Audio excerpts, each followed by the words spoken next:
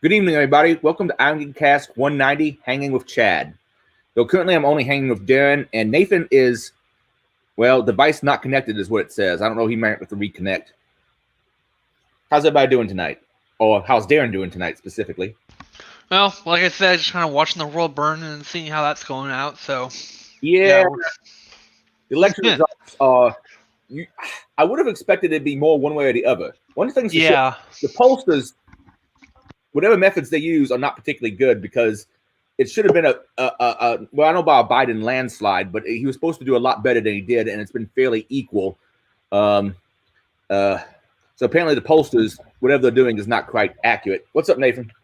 Whoa, what's going on? Glad you were able to connect.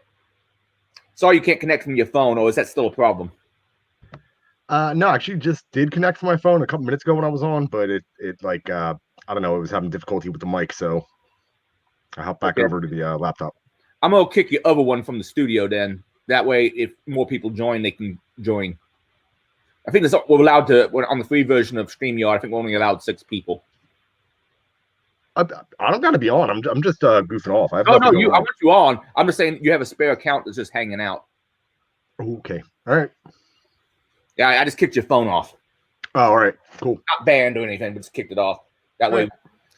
Oh, by the way, I tried my first hand at gunsmithing today. Or not today. I think it was yesterday. I suck at it. Get up some springs. Can't get the thing back together. And the problem is it's also a pocket pistol. So it's not like it's large enough parts where I can easily manipulate it with my big-ass hands. Right.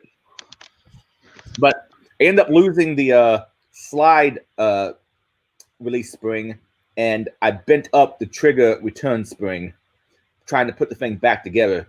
It's not nearly as easy as it looks like in the videos, and I'm going to take it to a friend who's better at that kind of thing than me to see if I can get the thing put together. But currently it's a paperweight. Actually, it's several paperweights because I left it apart since I'm going to have to try to put it together again later. I like everything to be striker fire. It's nice and easy to work with. Dealing with springs is by far the worst part. I haven't operated on enough guns to be able to have an opinion on that. I prefer striker fire because they're consistent with every single trigger pull. There's no worrying about are you in DA, are you SA? Every single trigger pull is the exact same every single time. All right. Well, I'll take your words for it then, because you both say that. I just haven't worked on many. The only thing I've ever done to a gun, gunsmith-wise before, and that's hardly gunsmithing, is add a forward grip and a laser to one. So you're a gunsmith, huh? No, not at all. I'm just building. No, that was a joke to Adrian. Yeah, it's not. I got a punch kit. It was able to get me in. I think I have all the tools and parts. But EGADs, keeping all the springs together and getting a little pistol back together is difficult. Yeah, Aero Precision makes a kit called the Oops kit, which is very, very helpful. It contains stuff like the detent springs and pins and other little springs and pins that tend to go flying when you're assembling an AR-15 lower. Oh, okay. And they call it the Oops kit because, yeah, oops, oh shit, it's gone. It's tiny and I don't see it anymore. Crap. Yeah, I was going to ask if it involved a specific type of firearm, because I imagine the springs are very different depending on which firearm you're talking about. So, what do y'all think of those election results that we're still waiting on? Something's fucky. And I'm not sure Nathan even votes because he's more of an ANCAP kind of guy. I don't know if that's an inaccurate statement or not. I just believe that I own my consent. I'm a grown-up. I don't need a president. Anybody that wants to assume my consent is a piece of shit. I'm not opposed to that idea. Like, if there's other people that want hand-holding and they want like a daddy figure to help them out, and that's good for them, but don't come at me with that shit. What says you, Nathan? All right, sorry, Darren.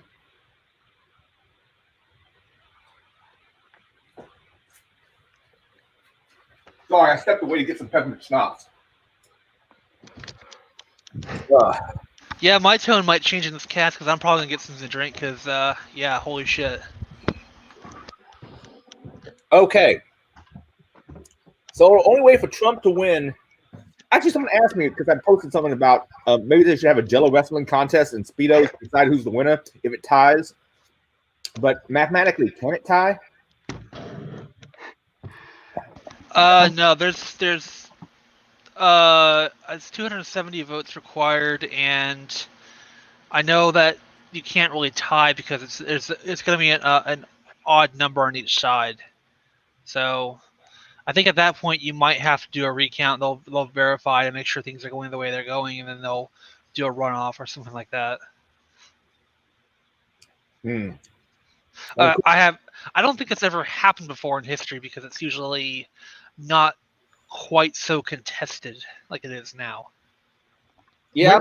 When did they come up with the electoral college? Well, that's an old thing dating back to the 1700s, 1800s. I mean, it's old. You remember the old not three-fifths compromise. The Connecticut deal they called it, where back when they were founding the two houses, or the House and the Senate, I should say, where like states like Delaware were really bitching because states like New York had way more flex than them, and an equal, every state got one representative was unfair to larger states. So they found somewhere in the middle after we get the House versus the Senate. I think the college was around the same time as well because of that. So basically, they were that kind of population determined the voting capability. Again, don't quote me on that one. This is just my amateur historian recollection. Verify that shit. Yeah, it's funny. When I went from being a libertarian to just giving up on the whole goddamn thing and going to ANCAP, which is probably about a decade or so ago, I started treating all things government with the scorn and contempt that I think that it deserves. So I started to just eliminate these things from my memory entirely. When I would think about them and start to recall facts and stuff, I would get pissed off at myself for even knowing this stuff. And I'm just so fucking over it. I see no good that comes of it. I just see people I like. I see people I like acting like absolute animals to other people I like. Yeah, there's definitely a lack of civility out there. Well, yeah, that's a problem. That's not necessarily by the Electoral College or any of our voting systems, not just people being assholes. No. It's voting entirely. It's the popular vote issue.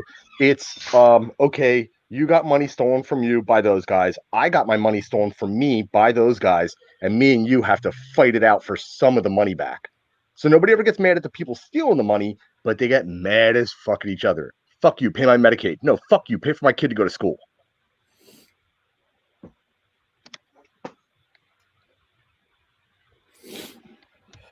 I'm more of a minarchist. I want a little bit more government than Nathan does, but I want it to be very minimal. But see how this election goes, and I posted a tweet about Carl North's video on YouTube, and someone commented on it, pointing out that Obama didn't pass any gun control laws, which I'm not sure is true or not. I haven't checked in that, but Trump has passed at least one. I think there was more than that he's passed. No, Obama's passed a couple. He passed some import restrictions like that as well. There's actually like kind of continuations of stuff that Bush Senior did back in the early '90s.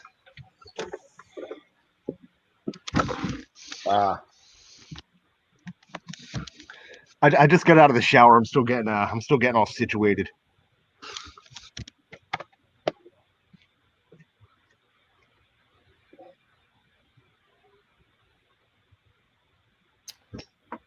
But I'm only a little bit worried about being separated from my babies.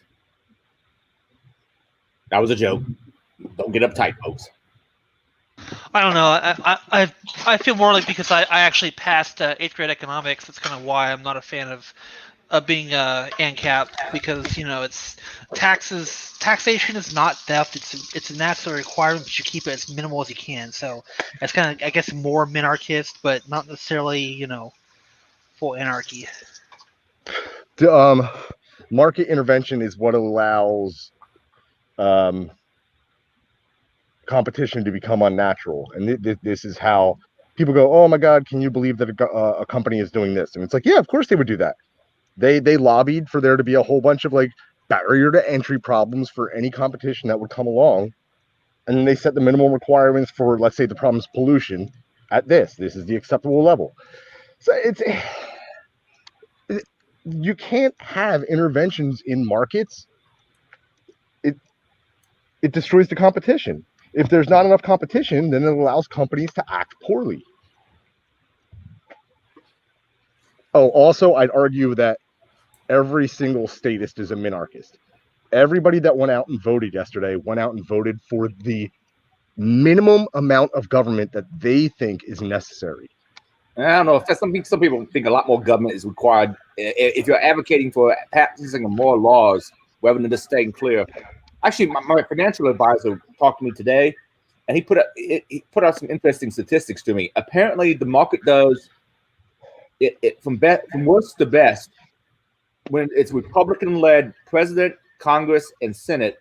The market doesn't do as well, but it's close to when the market is Democrat. When the government is all Democrat. But the best for the market is when there's gridlock. When one party has the presidency, another party has the House and Senate, which I thought was kind of an interesting thing. Well, yeah, I mean, because we have this crony capitalism that looks kind of like capitalism, people to a degree still get to vote with their dollar. So when you have this mixed thing between the Republicans and the Democrats, and there's some tension there and stuff like that, then of course people are going to try to vote with their dollars to influence the market. So it's something that corporations and the wealthy can do, but we really can't do so much. I mean, we could still move to areas that are more free or have more lax laws and stuff like that within the country. But I mean, let's face it, these guys are influencing things on a much bigger level.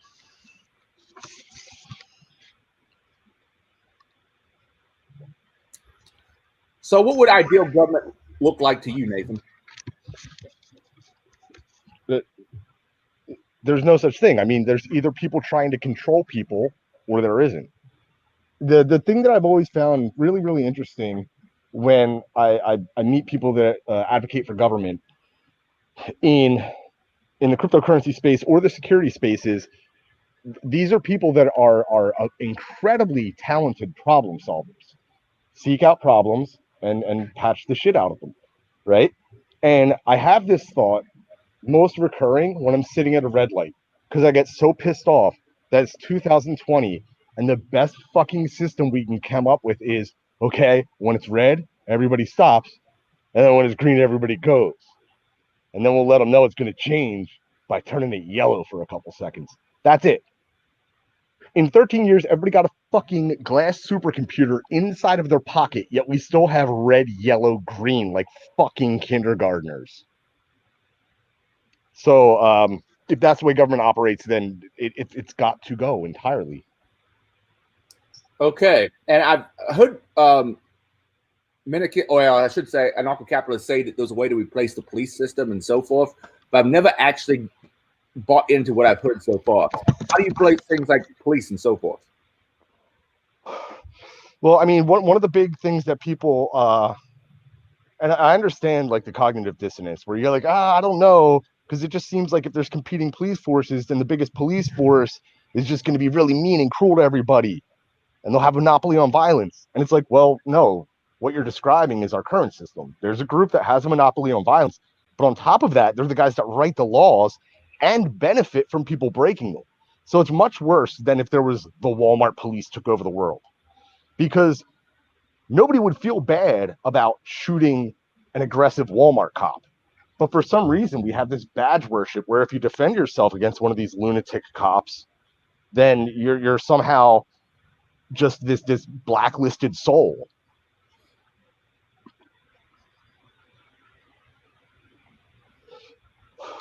Did you guys catch that story about those cops that beat the shit out of that lady in Philadelphia, yanked her out of her car, broke the windows, and kidnapped her kid? No, I didn't see that one. So they shoot that guy. They cause a bunch of civil unrest. Everybody's going fucking nuts, right? This lady's out driving her kid around, trying to get her kid to go to sleep, and in the car, and she goes down a street, and there's all this protest stuff happening, and they're like, "Lady, turn around and get out of here." And she's like, "Okay." So she starts turning around, and these other cops run over, bash out her windows, yank her out of the car, beat the shit out of her. Then they take her in for processing, even though she's charged with nothing. She never got charged with nothing. She didn't get caught with anything. They took her little 2-year-old, right? They kidnapped the 2-year-old, and then they used the 2-year-old for a fucking self-aggrandizing photo opportunity. I posted it on Facebook, the picture. The police union took the photo down once they got called out, but some clever genius kept it in circulation. But yeah, so they kidnapped this lady's kid, and then they posted some bullshit about like, we found this kid walking around with no shoes in West Philly, and thank God the cops were there to keep law in the face of anarchy. It was like, super villains don't come up with shit that evil. Yeah, I'm currently banned from Facebook for a bit. And here's where I got posted. They said it was because of this post goes against our standards on voter and census suppression, so no one else can see it. And my post was this. Some lady's name. My nearest polling place was the 4-H fairgrounds in New Albany. Pretty much no wait at all except for me to figure out where I needed to go and for people to direct me. I did my vote on Wednesday. And apparently somehow that's voter suppression because Facebook algorithms suck ass. Well, that's what that is. I really don't even get that mad when like Twitter or Facebook, like if I catch a ban or something like that, I'm like, this is such an unimportant part of my life. I'm currently in somewhat lockdown, working from home, and that's one of my main forms of communication with people. Yeah, I mean, I've migrated mostly away from Facebook,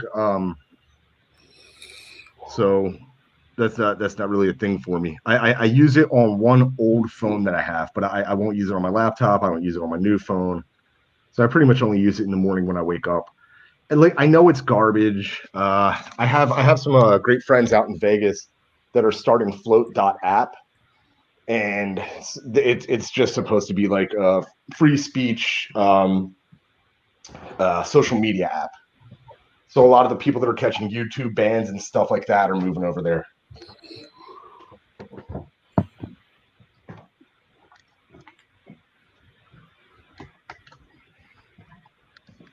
Oh, and if I'm going to sit here and plug Float.app, it's spelled Flote. You know what? I'm going to get wild and put an invite in the chat to this particular group. So there are many people. Unfortunately, Frank, who does most of the show notes, because it's really the Frank cast, he just got back from a fishing trip, and he's tired as hell. Yeah, I saw the pics. They were beautiful. I'm gonna pause out here for a minute or two. I'll be right back. Yeah, I'm not big on fishing, but I won't oppose a fish fry. Yeah. I'm the pictures were nice. I said I'm not trying to go out there all day either.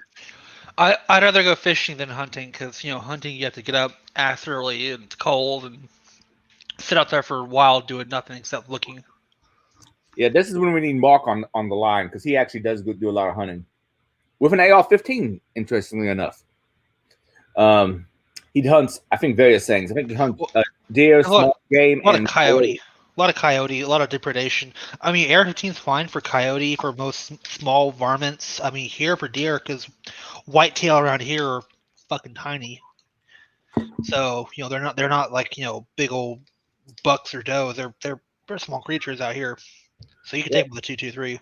Yeah, the only place I see white-tailed deer is when I go hiking in Lapping Park. And yes, I know I'm giving my information away where I live. Y'all can pretty much Google it. By the way, Ill Will has my nudes. But there's a park near me called Lapping Park, and because it's in the middle of a bunch of clusters of suburbia, and no one can hunt there, the deer get, for what I've seen, decent sized. Mm-hmm. I don't actually know what a good sized deer is, but from my perspective, looking at them, they're decent sized. I mean, for whitetail, usually around 80 to 100 pounds, I think, is roughly, what you look at. Yeah. I didn't ask them to wait because that would seem rude. But they are small critters. I mean, again, out here hog hunting, AR-15s are popular for that because they're most of them are fairly small sized. I mean, there's a lot of people who use AK-47 as well because the round is ballistically good for that as well, for short range, I guess, brush work.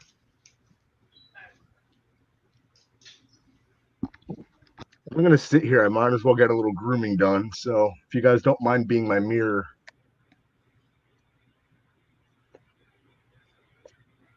That's okay, man. When I have my beard, I have to do that shit too. Though anymore, I'm cutting it fairly short because I find that I get really dry skin in my beard, which then cuts up, and then I get cracks. It's not good. Yeah, I was hanging out with my buddy Josh today, and he actually won like the Remington United States Championship for like 12-inch beard 2 years ago. And so I was getting tips off of him, and he was saying that he doesn't shampoo it and he uses leave-in conditioner, and he shampoos it once or twice a month. He uses leave-in conditioner every day, and we were out hiking, and I was like, these are beauty tips, and this is turning into a date way too fast. Oh shit. Yeah, I someone introduced me. I can't remember the gentleman's name. I know him on Twitter, but he gave me some a beard balm at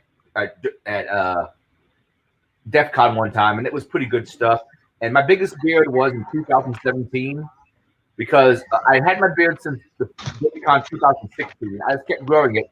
Then my mom died, and my uncle always had a pretty epic beard.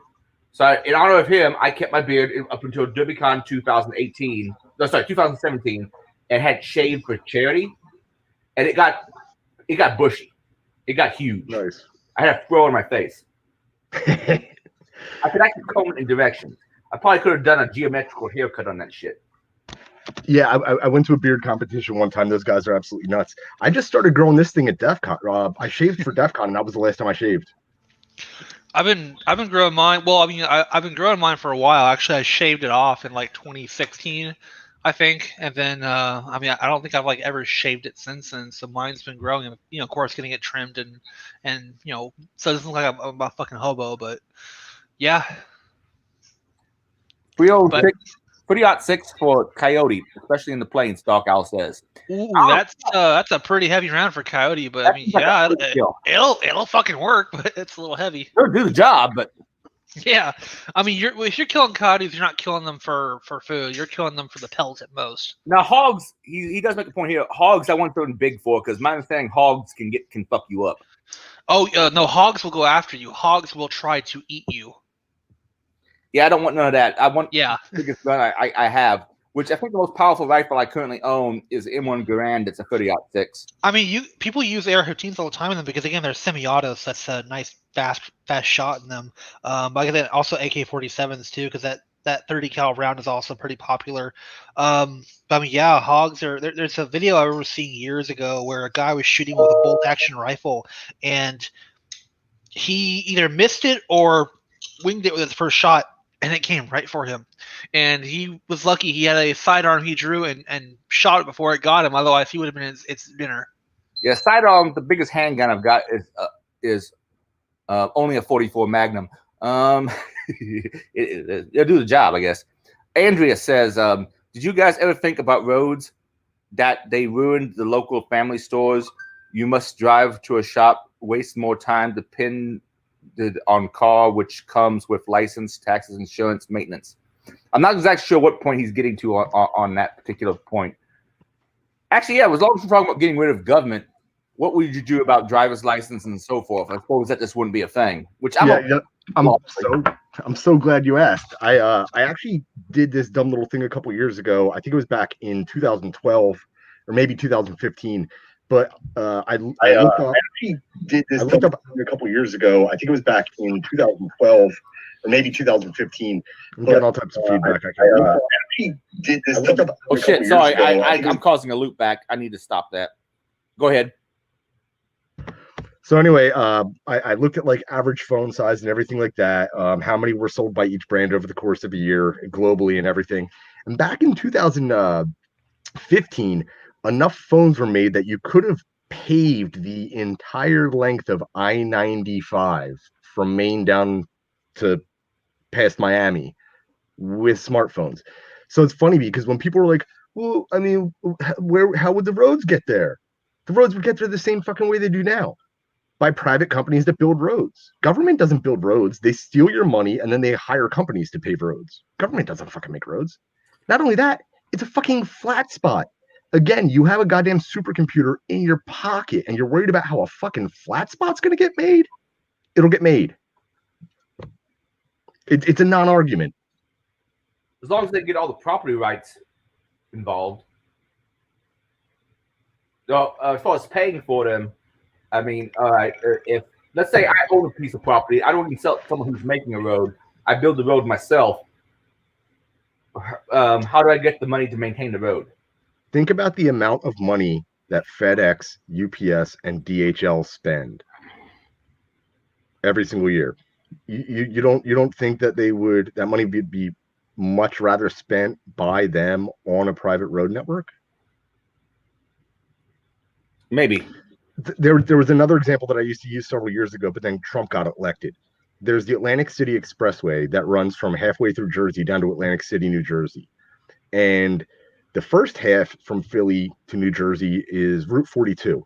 Route 42 is a big piece of shit with lots of potholes and everything that you get on the Atlantic City Expressway. It was made by Trump to funnel people into Atlantic City and get them down to the shore points quicker, get that money. And fuck Trump, I don't care. But he did this really, really great thing where he made this amazing toll road. It was a private road. Everybody loved it. He made a shit ton of money on the advertisements on the way down. And it was highly, highly successful. And there you go. A private road, probably about 40 miles of Philadelphia to Atlantic City. Okay. And again, the entire idea of how would we build the roads, think about what it takes to compete, to be a car company that puts cars on the road. Think about the people that have to go to school for chemistry to learn how to compete and make better fuels. What about the roads is one of the most asinine questions I've ever heard. In defense of government, if the question is, well, how do we get from A to B? We got to A to B long before there was a government. There were roads. Like they didn't just all manifest in 1913 with the creation of the IRS. That's not how the roads got there. People want to communicate and people want to commute. Those are the two things that people always put a shit ton of money into: commuting and communicating.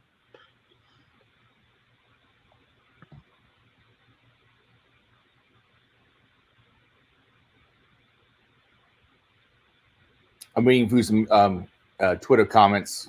Since someone more prolific than me retweeted me recently, my Twitter followers have stagnated. Not that Twitter followers should mean anything, but I think my contrarian views have kept as many people from following me as used to. As far as the growth is concerned, would be like internet plans, I'd wager. I guess Imotech is talking about road plans.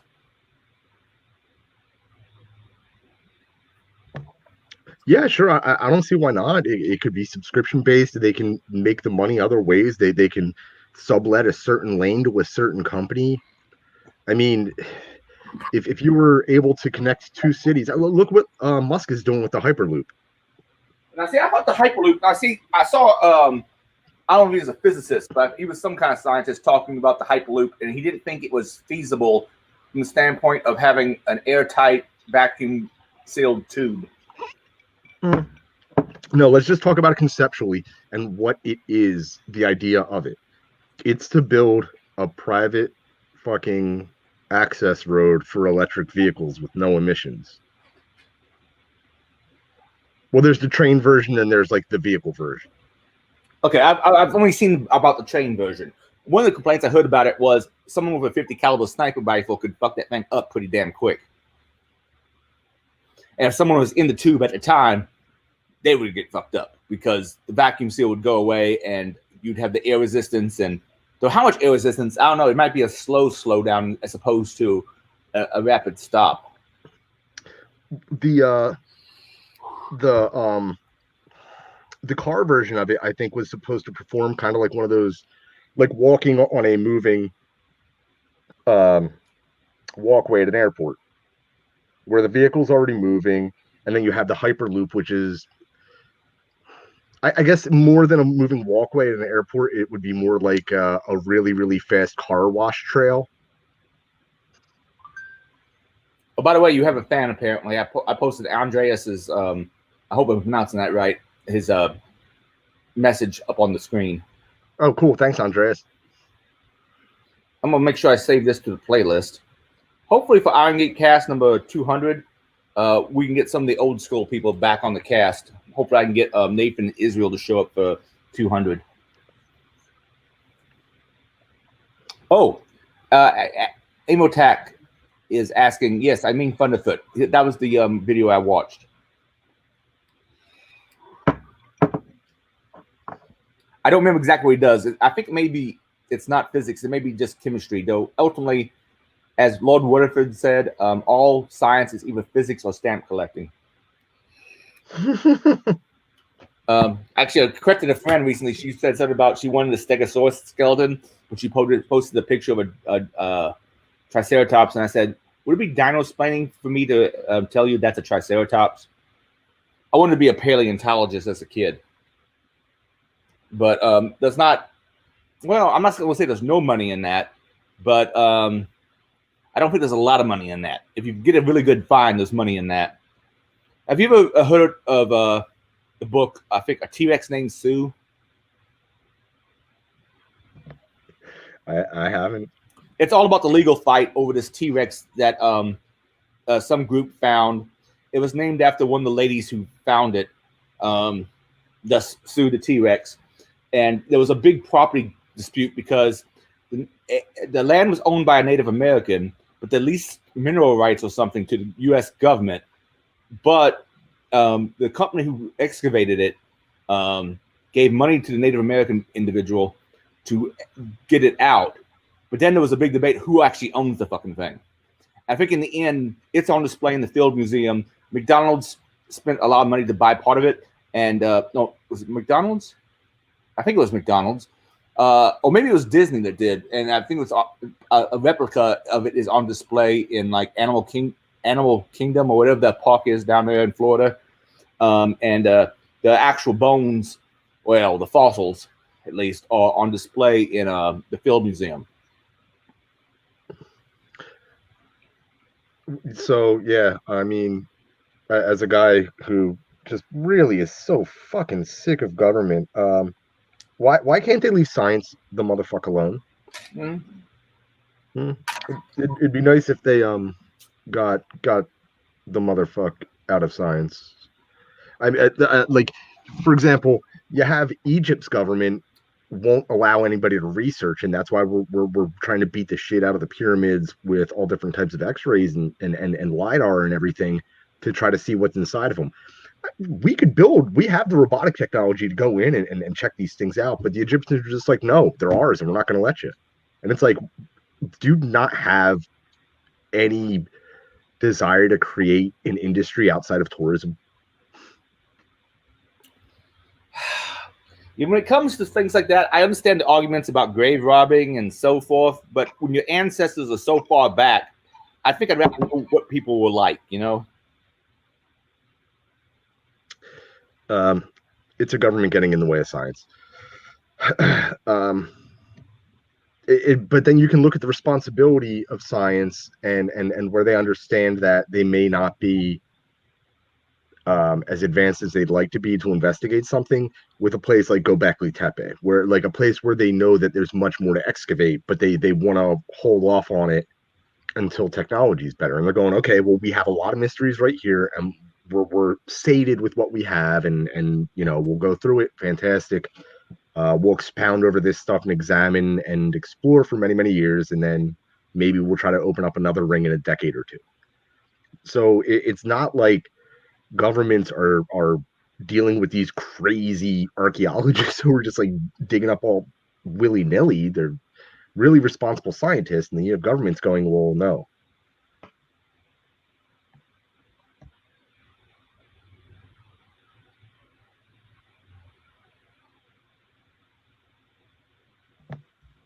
if I'm going to be the piece of shit anarchist on the show tonight, then how about we turn the tables, and instead of me having to defend the idea of freedom, I ask you guys and the audience too, why is it that you think it's okay to stop other people from being free? I don't think necessarily it's wrong to keep them from being free. There's sometimes people infringe on other people's freedoms, and that's when a third party might have to come in. Well, no, that's what voting is. Voting is you went to a booth yesterday and said, or whenever you went in and you were like, I want to force, very indirectly, I want to force Nathan Hawk to do this. I want his money to be used this way. Why would you do that to me?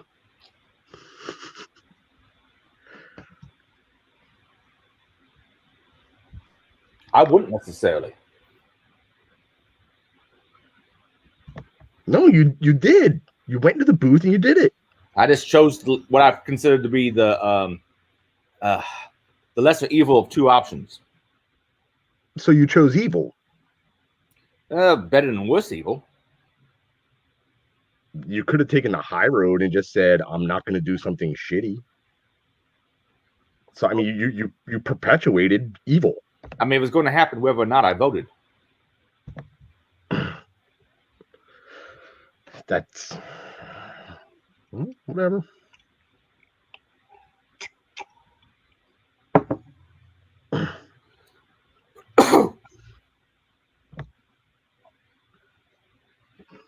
I have a little Seagrams from, I think. I don't know. Darren, do you have a take on this? On what exactly? On whether or not voting is in itself an inherently oppressive act. No, it's the exact opposite of oppressive. No, it's mob rule. No, it's not. Yeah, our elective system is not mob rule. That's why we have the electoral college instead of direct democracy. Well, no. So there's the popular vote, which is mob rule, and then there's the electoral college, which goes, well, we're better than them, and the public at large doesn't really know what they want, so they'll give us a basic idea, and we, the representatives who are better than them, will make the final call. Well, no, that's not at all what it means, because popular vote ultimately means nothing, because the electoral college has ultimate say, and every state handles it differently. Some states are an all-in rule, some are percentage-driven. I think some are they have to vote one way or the other based upon like party affiliation. It's every state has their own rules for that. It's a mess there, but that's a separate conversation. But it doesn't mean that they know better. They're basically speaking on behalf of the people. So in theory, if they're breaking it up based upon a region, that means that, say, New York and California will not speak for most of the country because they are the biggest population centers out there, which they don't. There's a lot of other states that have better voices because of the electoral system.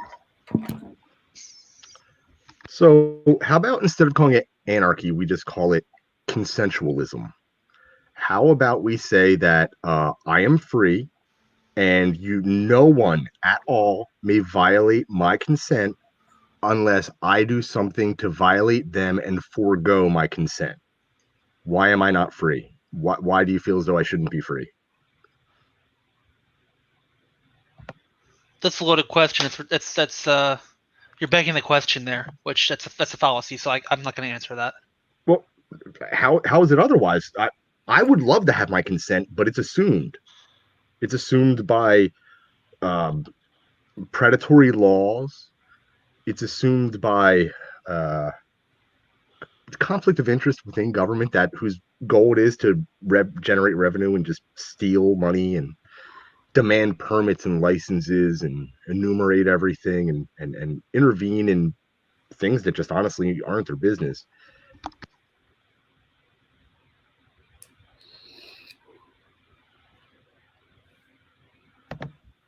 Like what happens if you go on a date and you just assume the other party's consent? Okay, so what solution do you have as far as a no government system for when someone wants to infringe upon someone else's rights? Well, so this is another dangerous one because it ends up going like this. I have to defend every single aspect of everything. Now, there are a lot of bright minds and a lot of great fields that would be able to come up with extraordinary solutions. And I'm not a conflict resolution person. Now, if you talk to people that work for private security firms that are accountable for their actions, then the C-suite members of these companies probably have great ideas of ways that they could expand their companies if they were allowed.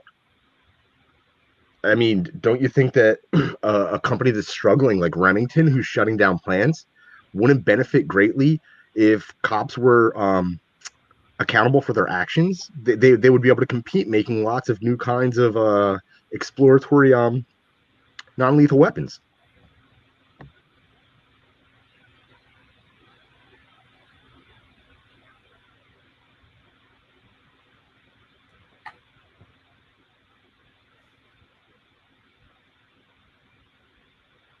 I'm sorry, I'm a little bit drunk now. I didn't catch all that. Yeah, I had a really rough 2 days, and I'm just drinking my first whiskey right now. Trying to relax, trying to busy my mind being on here with you guys. So thank you very much for having me. No problem. Okay, so play it back again. Let's say I have a property dispute with a neighbor about where a fence is. How do we resolve that? Well, there's a lot of ways to do that. There's zoning people. There are third-party arbiters. You can agree on an arbiter. How do we do that? Hire one based on reputation. All right. Well, what if he doesn't agree with the one I hired? Well, no. Before there's any type of decision made, I mean, there would be, okay, this is who we're hiring on these grounds. This will be the cost, and we each sign that this is what happens. Like, we're in agreement with the ruling by this arbiter and this zoning company, this surveyor. Okay, so what if I buy property someplace, but I don't come to agreement with my neighbor about who I'm going to use as our arbiter? Shop around. I mean, how did you choose the cell phone carrier that you have? The cheapest plan. There you go.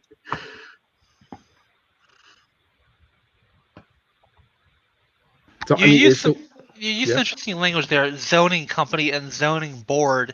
So what are these zoning companies and zoning boards that you speak of? Because again, in an ANCAP system, there is no government, so there is no zoning board because a board is a function of a government.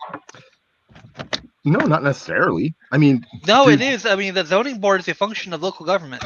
That's part of what they do. No, so do companies not have boards of directors? That's not the same thing at all. That's a red herring. You're conflating two completely separate points. No, one thing does not have anything to do with the hell of the other.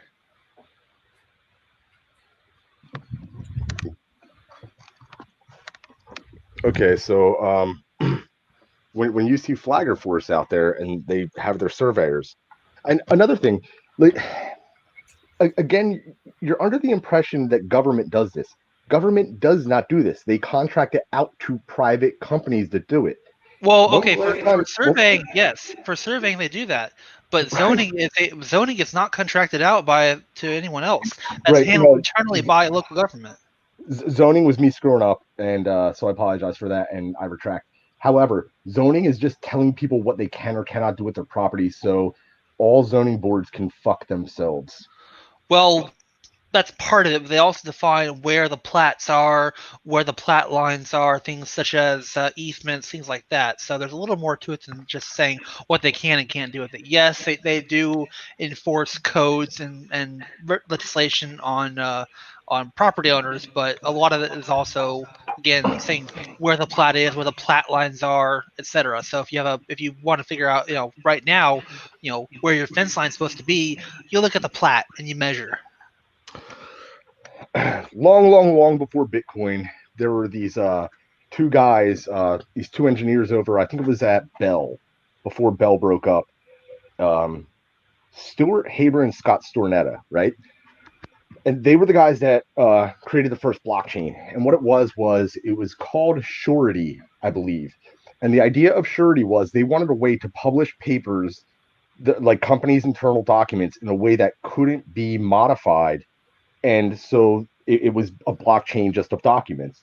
And so they created this product for internal use at Bell, and then they went public with it. And the way that they did it was they published the hash in the lost and found section every single week of the New York Times. So via proof of work and a blockchain, this is back in the 90s, they were able to offer this service.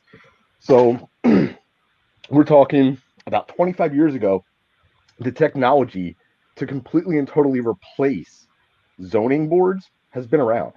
And not just zoning boards, but all government documentation. Immutable ledgers. Okay, so you're still saying that the government has to be around to keep track of plat lines and where the plots are, things like that, right? No, not at all. What I'm saying is that on creation, upon sale, then it would just get published to the immutable ledger. That there would not be a dispute other than a surveyor could come out, reference the immutable ledger, look, measure the land, and that's it. That there would be no. Why would you invite government back into that situation at all? Okay, so say I buy property and I don't sign that. Okay, well, how is it enforced?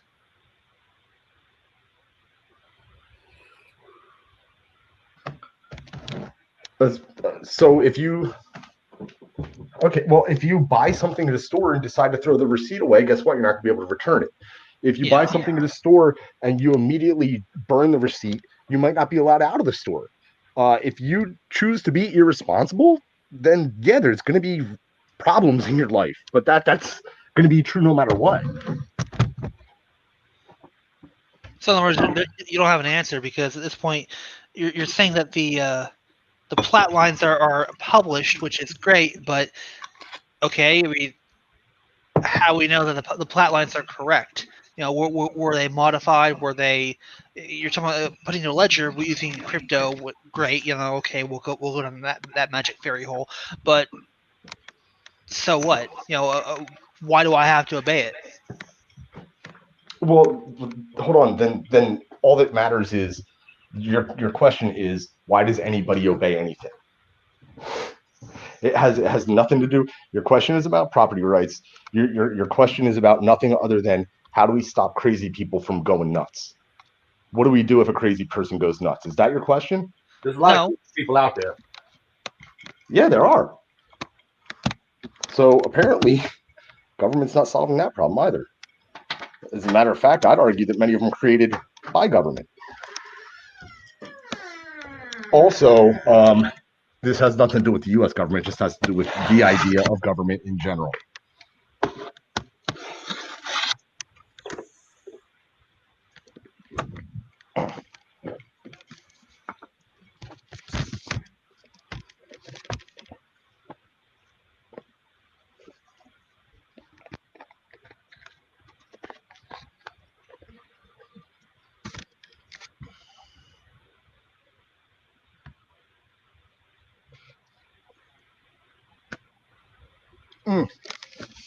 I got a question for you.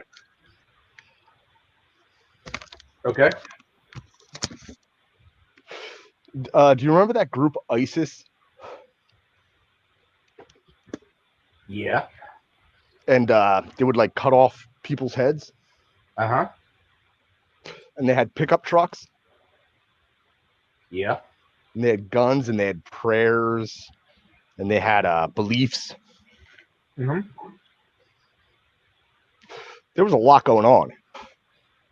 In my opinion, none of that signifies that a law exists. Would you agree?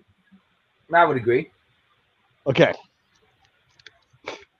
There are guys with badges and guns.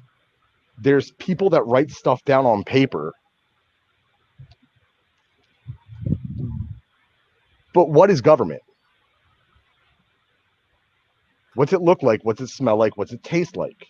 Hopefully a third party that intervenes in interpersonal disputes. No, those are just people. They're what's government? What's the difference between government and Allah?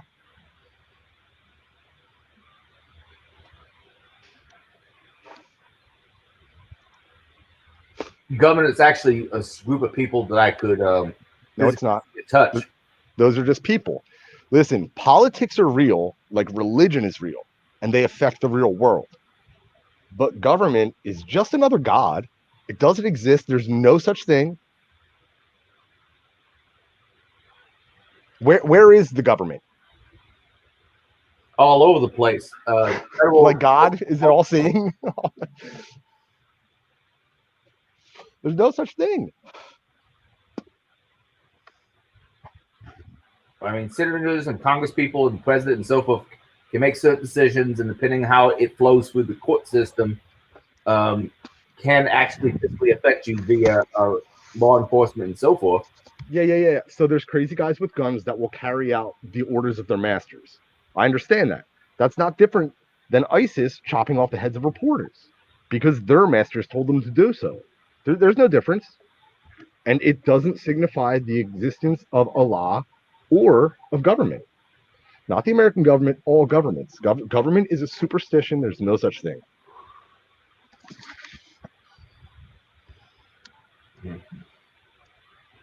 Darren, do you have a better way of tackling that than I do? No, not really, except pointing out that it's a stupid, edgy fallacy on its face. It's pretty much all I can think of. Why? You're trying to equate a terror movement, the Islamic Caliphate, with a government. Hold on. Terror, to them, it's not a terror movement. Shut up. It's exactly what the fuck you were doing. And that is absolutely absurd on every single aspect of it. There is absolutely no way you can even remotely make that comparison and be expected to be taken seriously. I mean, come on, dude. That's some edgy fucking teen bullshit. And you really should be ashamed for saying that. You really should.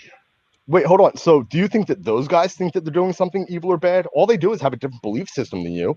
Doesn't matter. I didn't call them evil. You did.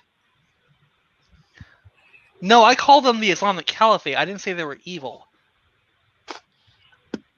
You called them terrorists. No, I used the word Islamic Caliphate, which is what they are. I didn't say they were terrorists. Granted, you want my personal opinion, yes, they are. But that's not what they are by definition.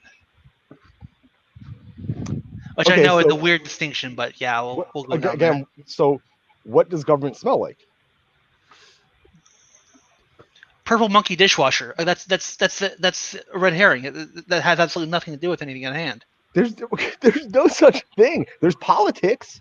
There is what no. What you're government. saying might as well be Bing tittle tittle bong because it makes absolutely no sense at all. It's a total red herring. Listen, think about this. 2 days ago in New Jersey, marijuana was illegal. Then men did rituals over a piece of paper. This weird occult bullshit. And now it's moral. Now in the state of New Jersey, they took something that just 48 hours ago was a punishable offense for which you should be caged. And through magic and magic scriptures and rituals. There's no magic behind it. It's the actual processes for government doing what it does is very well defined and known. Yeah, no, I mean, all religions have their pomp and circumstance. No, it's not religion because it's based in actual fact here. Government is a factual entity.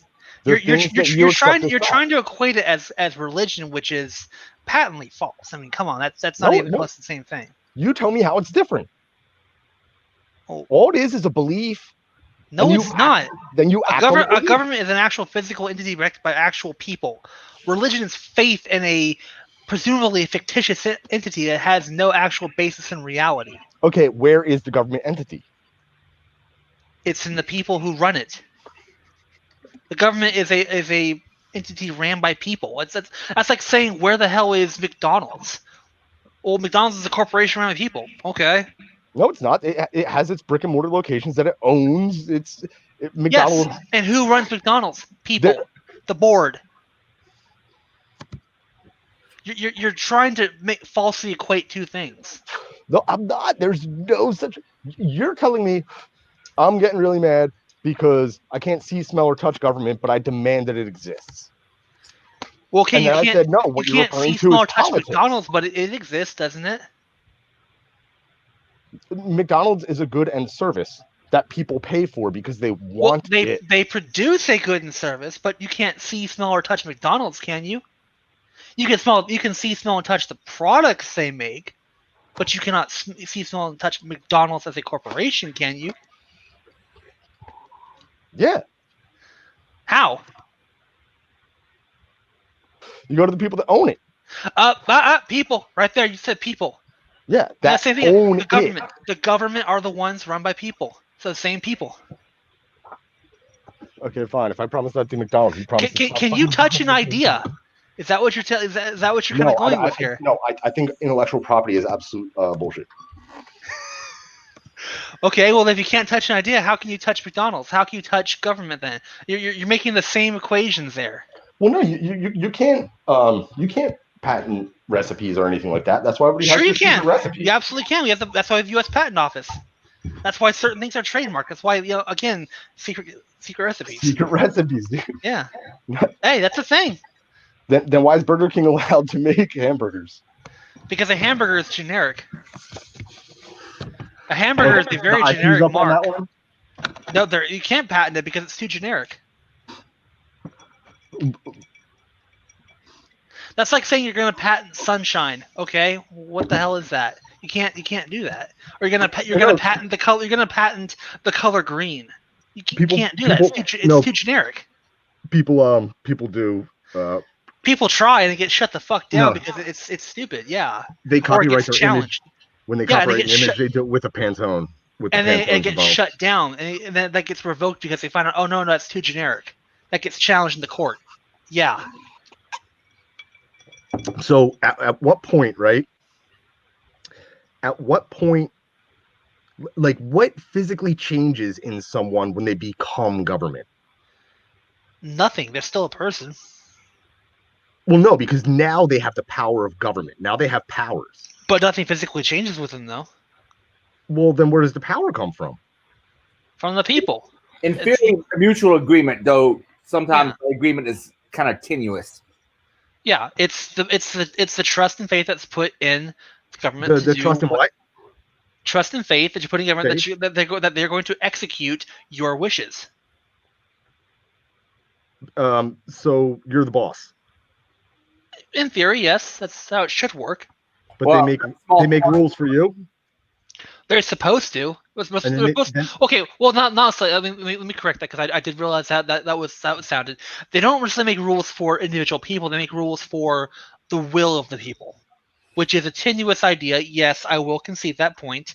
To quote my fellow Americans, voice of people. You got 300 million people all surrounded different things. The only thing the only thing you can agree upon is you don't want higher taxes. So yeah.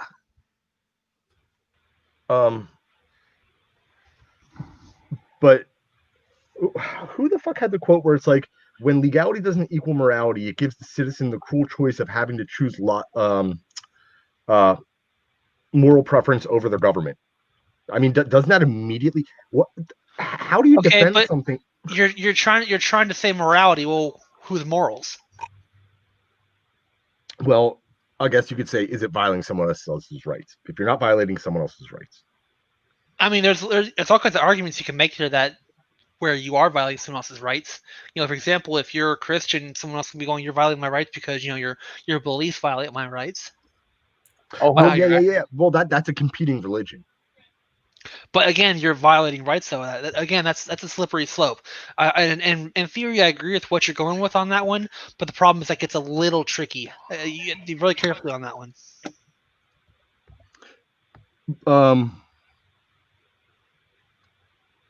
Because again, I'm a libertarian. That's kind of the core belief of that is, don't fuck with others and they won't fuck with you kind of thing. Right. Yeah. A libertarian is just an anarchist who hasn't gotten there yet. No, it's someone who actually passed 8th grade economics, but go ahead. Have you taken Econ 101? Yeah. Oh yeah, I've taken economics classes in both college and high school. Way back in the day, about 10 years ago. Yeah, it's been a while, but My econ teacher was a bit of an asshole, though. Now, in hindsight, kind of a cuck for the best.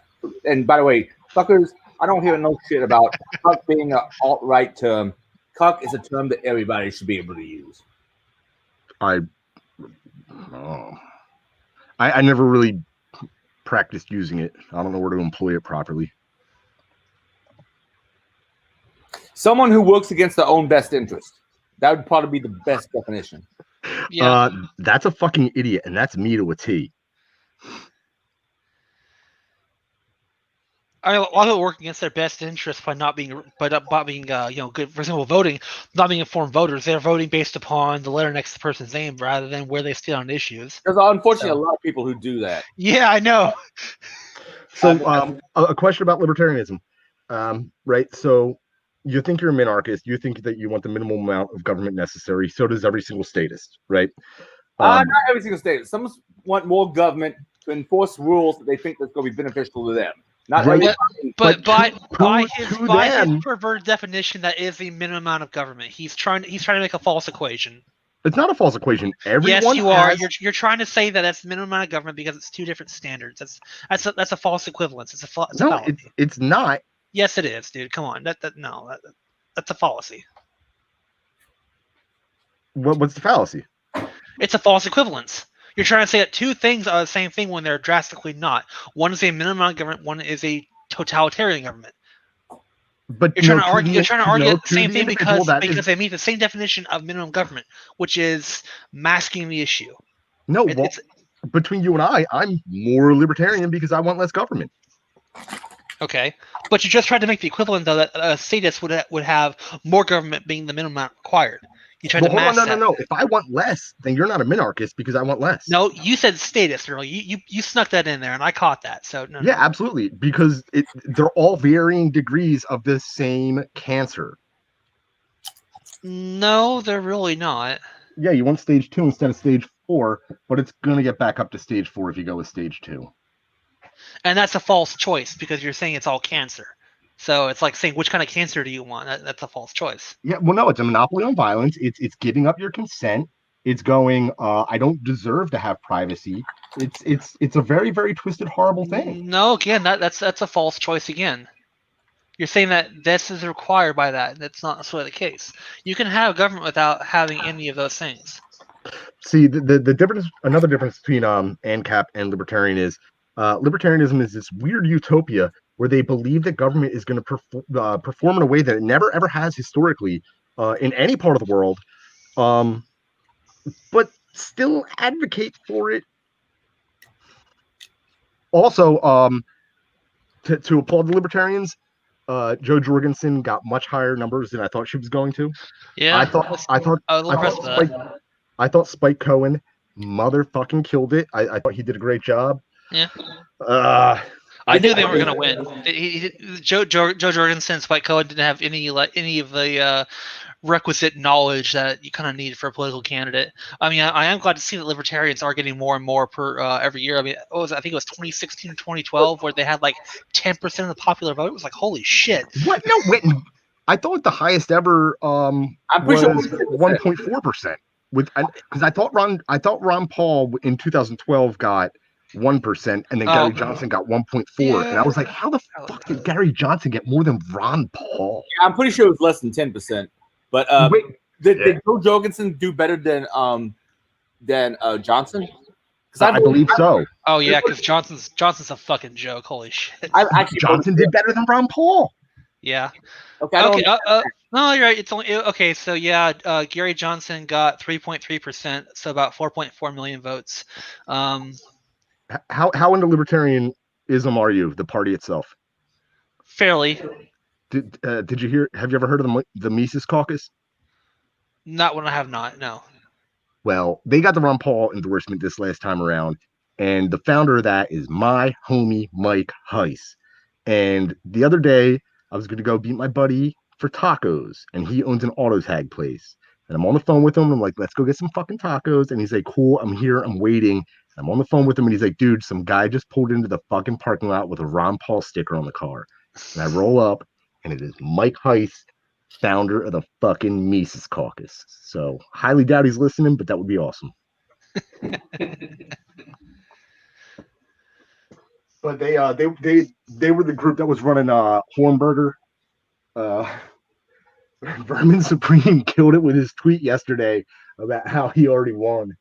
Laughed my balls off at that. It was fucking brilliant.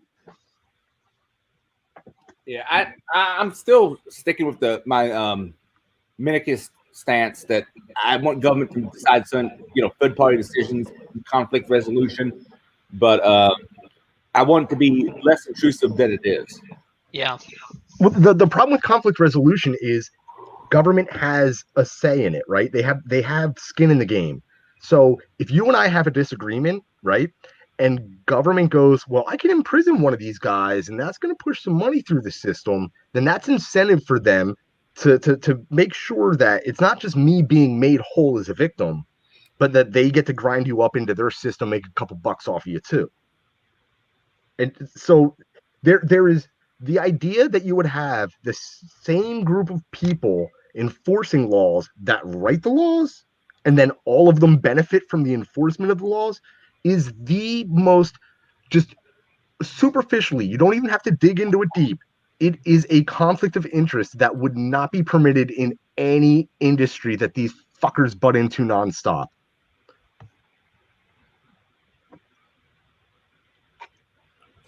Yeah, there's always going to be some grift, and there's supposed to be some complexion problems. Complexion problems. What the fuck did I just say? Complexities. There's going to be some complexities. Thank you. Oh shit! I'm actually looking at the ballots they cast for figuring out who was going to be the party lead, and Godzilla got a vote in the 2020 nomination vote. Got one, but For Libertarian. Yeah. I like libertarian principles, but sometimes the party is a little bit lackluster. And then, granted, this is the third party. I haven't listened to the video myself, and generally, I don't want to just go by what someone else said, because that usually gets manipulated. But I'm not sure Joe Jorgensen was the greatest option for the Libertarian Party. I don't think so at all. No. I went to the debates in Philadelphia, and I thought that she did pretty poorly. I don't like Kokesh at all, so I'm happy that he was left by the wayside. Keep in mind, I have crazy motherfuckers on Twitter calling me a fascist when I want the smallest government I can possibly get. I don't, well, other than none. I disregard people that kind of use that kind of speak, because they're just problematic. Problematic. I disregard people who use the term problematic. I disregard people who use the term problematic. Good. You ought to. Yeah, problematic and toxic and reactionary. When I hear those three terms, I usually think this person's a dumbass. Oh yeah. Quite often, yeah. Not always, but those three terms usually. Toxic is a pretty good indicator. You get toxic. I kind of don't really talk to anybody. Yeah, I had a dude online who told me that his advice that he was giving as a kid was to hide your emotions, dress a certain way, and get big muscles. And he said that advice was toxic. And I'm like, all three of those things are really good advice to men if they want to get chicks. I'm done that phase of my life. I had phase of my life that, caused me lots of risk and problem. And for example, I was really into motorcycles for a long time, and I crashed a lot of motorcycles, and I hurt my body very badly several times. And I have a daughter now, and it's not a good idea for me to ride motorcycles. Yeah, I agree. I guess, yeah, men are more, how do I way? Men are very not risk averse when they're young, and they get more risk averse as they age. Well, I pretty much, I've written off any type of relationship, romantic relationship with a woman probably about a year and a half ago. I won't do it. Done. Oh. That's too high risk. I won't do it. Not in 2020. Hell no. I know. Well, Spud had. I know of a dude because someone else is informing on this person to me. that I think they seem to think that the ideology and reasserting the ideology that the particular woman likes will help him get with her, when really he needs to spend more time in the gym.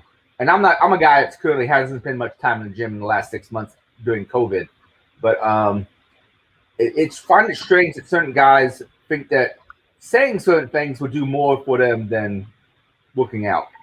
Nope. I have no ill feeling towards women, and I will continue to not have any ill feelings towards any women at all, provided I don't date them. Are you going MGTOW? No. I don't do that either. No, because that's a very dangerous thing. No, I had bad experiences with 2 women, and it was enough with these 2 individual women. It's not women as a whole. It's 2 women that I had a very, very difficult time with that have caused a lot of damage in my personal life.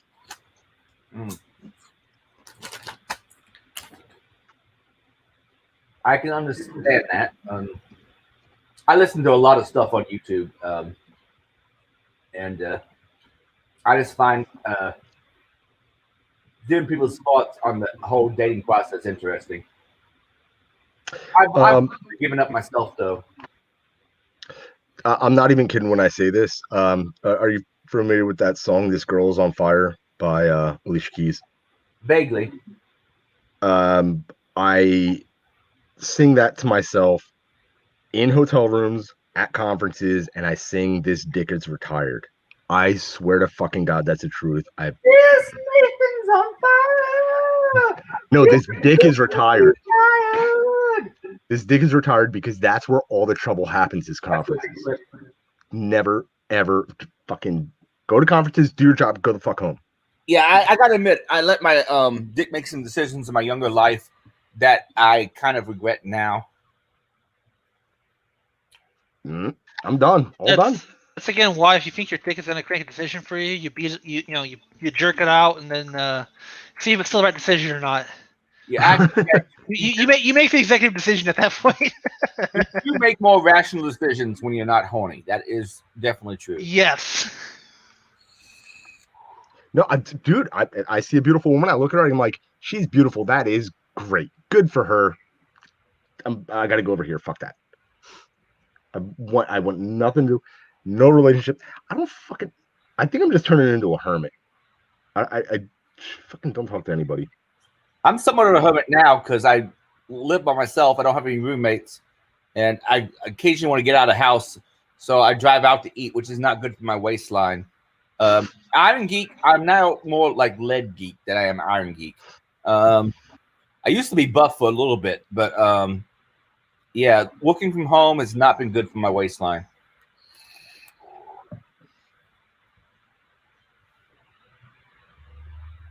Yeah, no, I started off the entire whole COVID season, the 2 weeks.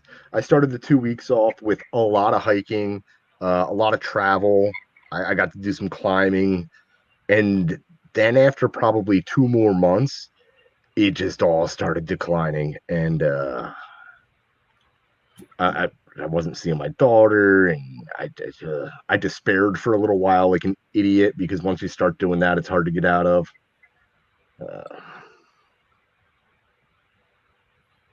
Yeah, I need to get back into my hiking schedule because I do like the outdoors, and I do like hiking and seeing wildlife in the woods and so forth. But I haven't been out hiking in a little bit. Yeah, I was out today. I was out in a big, beautiful park. It was really nice. Got to see the water, got to see the changing leaves and everything like that. Fairmount Park. Too much information about yourself. Where generally in the world do you live as far as hiking possibilities? Where am I? Yeah. Philly. Bad things happen in Philadelphia. I live in southern Indiana. I got Lapping Park, which is pretty nice for as small as it is. And I go out to Mount St. Francis occasionally. And the Catholics keep the trails really nice. There's Philadelphia has this park called Fairmount Park. And up until a couple years ago, it was the largest park within a city, like on the planet. Right. And then New Zealand or Australia built a bigger one. And It's this beautiful, beautiful park, and I think it's about 22 miles long. And I was there today, and I was taking pictures because I've had a really rough 2 days, and I just wanted to get out into nature and kind of feel a little bit better. So I went out there and I took some pictures, and I was just like, with all the stuff happening with this election and everything that was happening in the days leading up to it here in Philadelphia, with just looting and fires and stuff like that. Oh, I was just like, that's it's gonna be another point of contention between me and you. I'll bring up in a second. But I've been to Philly a couple of times for B-Sides Philly, and the parts I've been in have been pretty nice. yeah, that's over in University City. That's right across the bridge from the financial district. It's not a bad part of town. Yeah. I'm sorry that the gentleman's name. If you're listening to this, I apologize. I forget your name, and I'm sorry I drank all your good whiskey, but you had a lot of good whiskey, and I drank a lot of it. My apologies. Who's that? Somebody in Philly? Yes, a gentleman. I went the times I've done B-Sides Philly. A gentleman put me up in his house, and I basically stayed in the guest bedroom, which was up in a loft. It was very nice, and the man is apparently a whiskey connoisseur, and he gave me some very good whiskey. I've got all this extremely rare whiskey that I've been drinking, and hold on, let me do this. So I have this rare whiskey, but it's not good whiskey. I have this shitty Seagram 7. Okay. But if you look at the tax stamp on it, and if you look at the bottom here, I have all these bottles. That means you can't see. I have all these bottles of whiskey from 1956. Oh shit! It was an old whiskey that was my uncle's house, and my uncle is not an alcoholic. Here's the deal: people think alcoholics have booze all around all the time. No, an actual alcoholic, they drink everything they got while they have it. They don't keep it around. My uncle had some whiskey that was like as old as I was. Calvert Reserve. That's good. I'm drinking 60-year-old whiskey, dude. It's not. Fuck. Okay, it doesn't come off on cam, but I'll take your word for it. 60-year-old whiskey. Yeah, 56, 1956. Yeah. Oh, the last year DerbyCon was at the Hyatt. Wait, I think the Hyatt. Yes, they gave me a good bottle of whiskey that was like $80. They just delivered to my room, which was nice. Good. Oh, I miss DerbyCon. DerbyCon was nice, man. So people are trying to start something else up similar in the area called Hoosier Hackathon. Don't know it's going to take off. Depends on what speakers they can get and whether or not they have ticket sales. But then everything's up in the air because even a year from now, what's up with COVID? Well, I mean, if they have like a person on board that's good with AV, then it could probably make a very successful hybrid event. And I think that everything from here on out is going to be hybrid. I've heard the main guy in charge of it's a complete asshole, but he's a great man. He's a great man, this Tyler Durden. But I love that movie. You got to watch the movie twice with somebody because the first time you watch it through, you think the lady that what is her name? Marla. You think she's totally insane, and she is nuts. But when you watch it the second time, you go, okay, Marla makes a lot more sense now. Well, if you watch it 30 times, you start to realize that Tyler is the biggest piece of shit ever. I haven't watched it 30 times, but I've probably watched it about 5 times. I watched it in the theater only because in the trailer, when they asked, who would you fight of any celebrity, I'd fight William Shatner. That's the tagline that got me to watch that movie in the theater.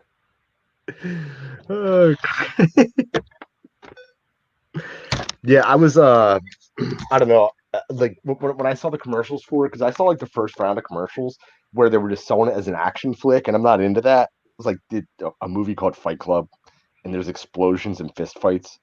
I thought it was going to be fucking garbage. I wish I saw it in the theater. I didn't watch it in the theater because I saw the trailer for it in some other movie, and I was like, this is awesome. Now, as far as worst movie whose trailer made me watch it, Wing Command. That was the worst movie I ever saw in the theater. That got me to watch it because of the trailer, but the movie itself was shit. I've kind of written movies off as a medium that just can't deliver.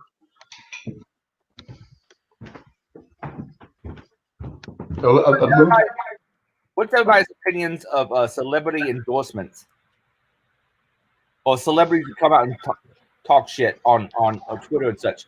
Like Lady Gaga's recent endorsement of Biden, I'm like, are you trying to make people vote for Trump? Because your endorsement just comes up with a condescending piece of shit. I'll buy stuff that has funny commercials intentionally. I'll go out of my way to buy that shit. Oh, by the way, sorry. What was that? XN0PX90. I just added you. I sorry, I wasn't paying attention. So if it was So good. I apologize. I'm back after a long time. You changed your whole way of doing it now. You're using Streamlabs. Streamlabs lets me do. No, sorry, not Streamlabs. What the fuck am I talking about? StreamYard. StreamYard allows me to do this mutual face sharing. It allows me a lot more options than Jitsi did. I'm not sure when was the last time you were on. Oh man, it was like 2 years ago. Hell, I'm probably still using YouTube. YouTube Hangouts. Yep, it was Hangouts. Anyway, yeah, Fight Club is probably it's definitely in my top 5 movies of all time. Army of Darkness and Evil Dead 2 and crap, what else? Army of Darkness, Evil Dead 2, and Highlander are the only films I think I like better than Fight Club. Fight Club, even if you take all the context away, just the aesthetic of the movie, the soundtrack, everything, the score, it was really, really just impressive. The whole thing, every scene is memorable. Yeah, what is it? David Fincher, who directed that. Yeah. Most all of his movies have been great, except for Aliens 3, and I think there was a lot of studio interference with that. But even Aliens 3, if you go back and watch it, I don't think it's as bad as people rated it at the time. I don't know. I don't really watch movies. It's messed up because, like, I don't watch any movie. I don't watch any TV. But I have no idea what the fuck I do with my time. I don't watch sports either. Do you hack all the time? Yeah. No, I'm too ugly for that.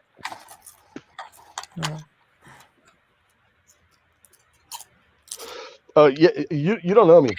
I'm not a hacker at all. I'm an event organizer. I worked several years at the IoT Village inside of DEF CON, RSA, and a bunch of other conferences. So, like, I've been on the conference circuit a lot. I treat the hacking community with the reverence that I believe they deserve. I just from being around it so much, and let's call it what it really is, the world of fucking corporate espionage. It's just an amazing, incredible thing. I really like the ethical ideas behind a lot of the hacking. Fascinating space. Oh, by the way, since AZ Cowboy 1 posted it out there, a little bit of a shout out to Sean Connery, who passed away, I think, this week. We talked about Red October. That was also a pretty good movie. Yeah. Also, he was Highlander too, right? He was in Highlander. He was Ramirez. He was all right. Highlander is a movie where an American plays a Russian, a Frenchman plays a Scotsman, and a Scotsman plays an Egyptian. Very good. But I love Highlander as a movie, and the cinematography is beautiful. Unfortunately, Russell Mulcahy, his career after that didn't do as well as I would have hoped, because he did a beautiful job on Highlander, but then Highlander 2, he directed in theory, though I think he walked out of his own movie or his own premiere because of studio interference, because Argentina had like some kind of hyperinflation thing going on, and the studio took control and they fucked up the movie. he did a good job on. I think he also did The Shadow, and that was not a bad adaptation, I don't think. And he also did one of the Resident Evil films, which I thought was decent. But I don't think Russell Mulcahy has gotten a good enough chance to do as best as he can, because he did a really good job in Highlander. You just said hyperinflation, and then I had this question just like sitting around in the back of my head for the past couple days, and I'm happy that I'm on the show tonight. So there's going to be all these central bank digital currencies, and you guys as security guys, and also seeing the ransomware that happens and everything like that, do you think that this is going to will digital currencies be honeypots? Will ransomware take off outside of Bitcoin and Monero? Like, what do you foresee happening with all this garbage? Only thing I foresee is a lot of people getting their shit stolen. But other than that, I don't have a whole lot to say. Well, I think it's all going to depend how it's handled. I mean, and how they're doing with their blockchain technology, and if they can go back if something happened or not. Well, central bank digital currencies aren't cryptocurrencies. They're supposed to be centralized database, I suppose, ledgers, but I'm having a hard time keeping up with it because I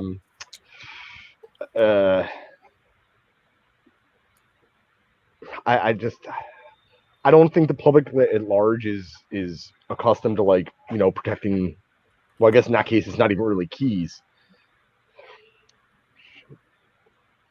Yeah, I mean, it's gonna be a problem. If it involves a computer, it's gonna get hacked. Just a matter of time. Right. Well, another thing that it does is it gives, like, the token issuer what's the need for a bank anymore? Okay, so basically they're eliminating banks.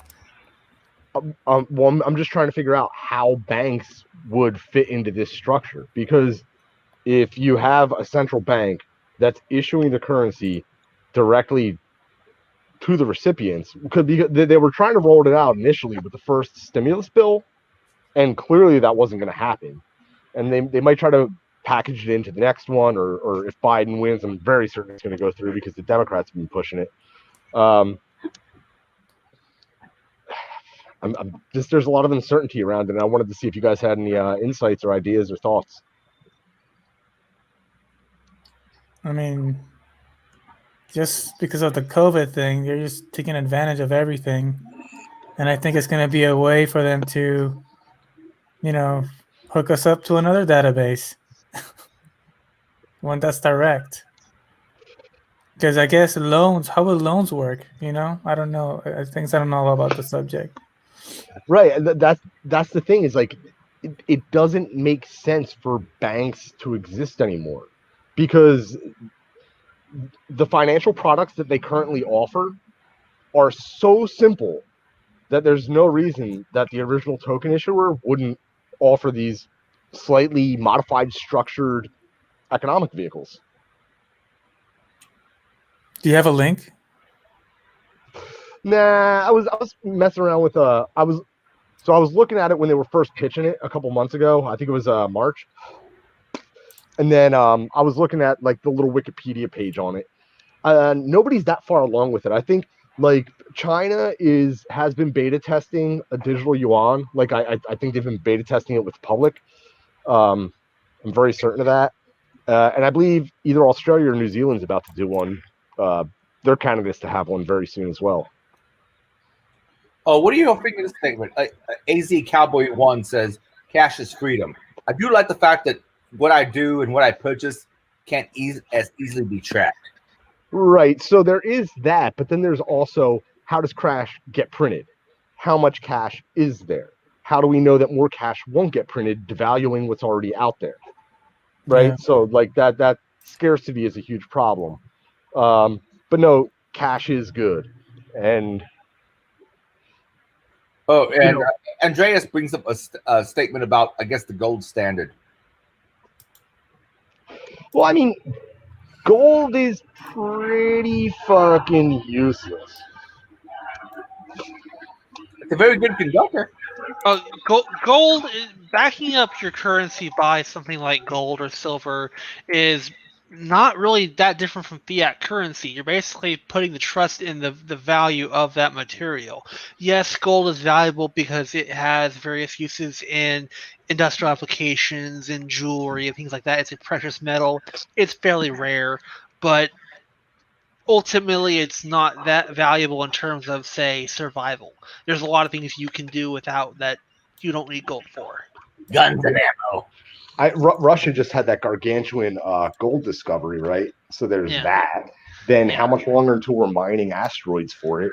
Yeah, along with others. gold's a finite resource on Earth. There is a finite amount of gold on Earth. Right. I think I have another cool thing to show you guys for show and tell. Give me a second here. But no, I mean precious metals, they're scarce, right? And a long time ago, they were cool because they didn't oxidize and they could withstand elements. So yeah, when like back in the Bronze Age, a gold coin that didn't deteriorate rapidly was much better than, a copper coin that would just rot apart. Yeah, but gold was also a lot rarer back then too because everything was hand driven. If you mined materials out of the ground, it was because you were out there, or you had slaves out there, or something like that, who were swinging picks and axes and pulling it up out of the ground. Now we've got machines that can strip mine whole sections pretty easily. Yeah, but I mean, so that's true. But you have to keep in mind that you used to be able to go to a river with a pan and get gold, And now you would get very little out of that too. I'm from California originally. I know all about the gold rush, and a lot of people went broke trying that shit. Yeah. But I mean, think about like what you need to enter the game now. You need a lot of land. You need the permits to be able to dig on it. You need the machinery. You need the operators. So you have people spending a lot more money to mine less of it, right? So, but it's just staying in direct proportion to the value of the resource. But at the same time, though, too, when they're mining, they're not just mining, say, gold or salt or whatever. They're mining whatever other mineral resources are in the same area, too. Agreed.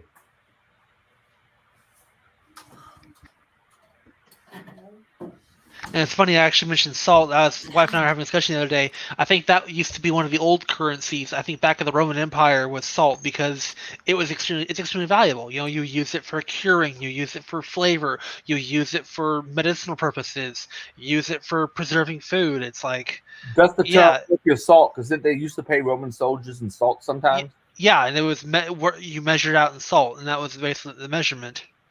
So yeah, they did use. I mean, they would use gold coins, but the whole gold coin is kind of a myth. Usually, most coins back in the Middle Ages were made of usually copper or a bronze or some kind of alloy with a little gold mixed into it because it was pure gold was too valuable for coinage.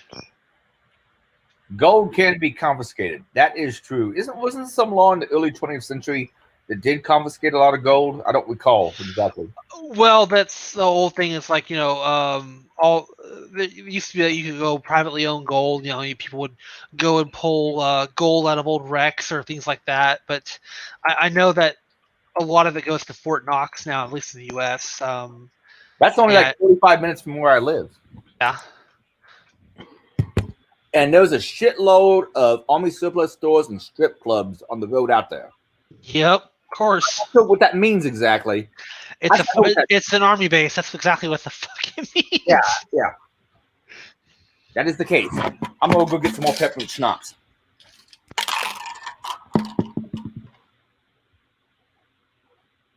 All right, someone say something while I'm away.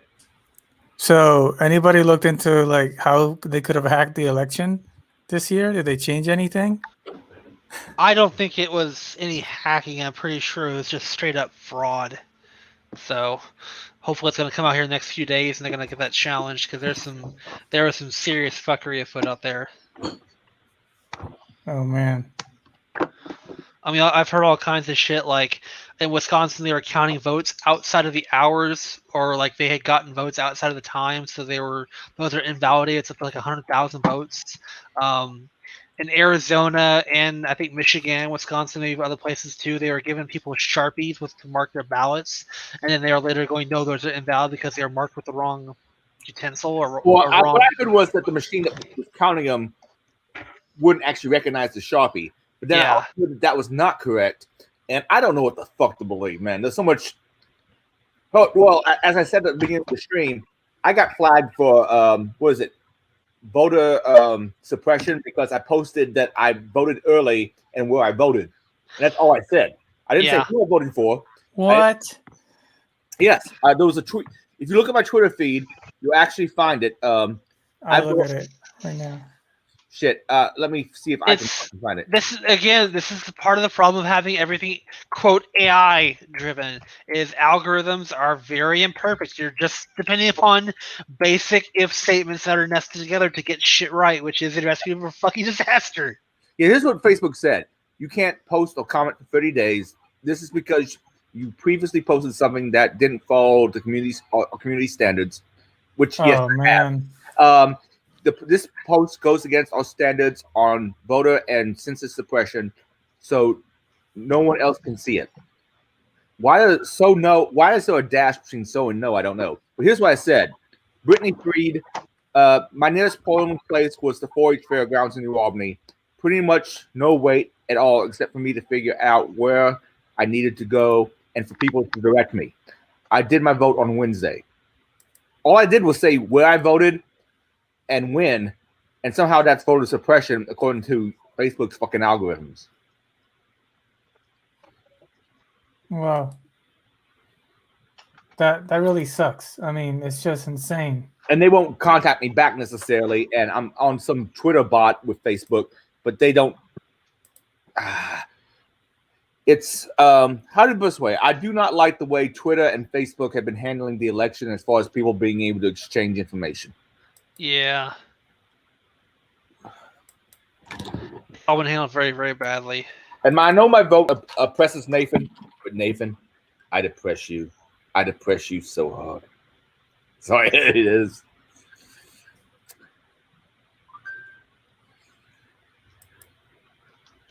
Okay, that was funnier in my head than it was when it came out.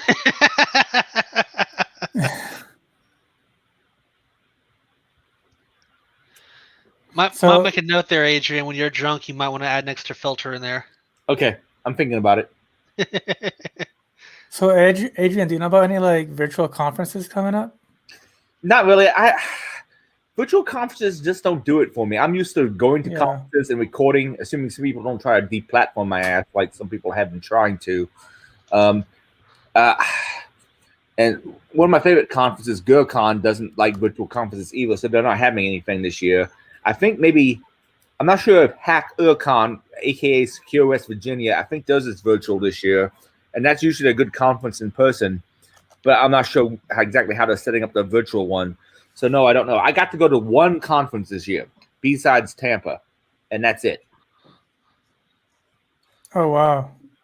Yeah, that was in like, I want to say late February, and then the whole COVID thing came down, and I haven't recorded anything, so the only content you get on my channel is pretty much this cast. Yeah, besides DFW is this weekend, actually. I'm waiting to see how that's going to turn out. So you should put up some of your old videos that you had, like with the USB and all that stuff. Well, they're all up there. I mean, I can read. Yeah, they're still up there. Everything's up there. I mean, I rarely delete everything. The only time I think I've deleted something is if I have a typo on Twitter, or there was one time I went after a guy a little too hard over a minor thing, and I did delete that. Though the guy's been an asshole to me since, so fuck him. I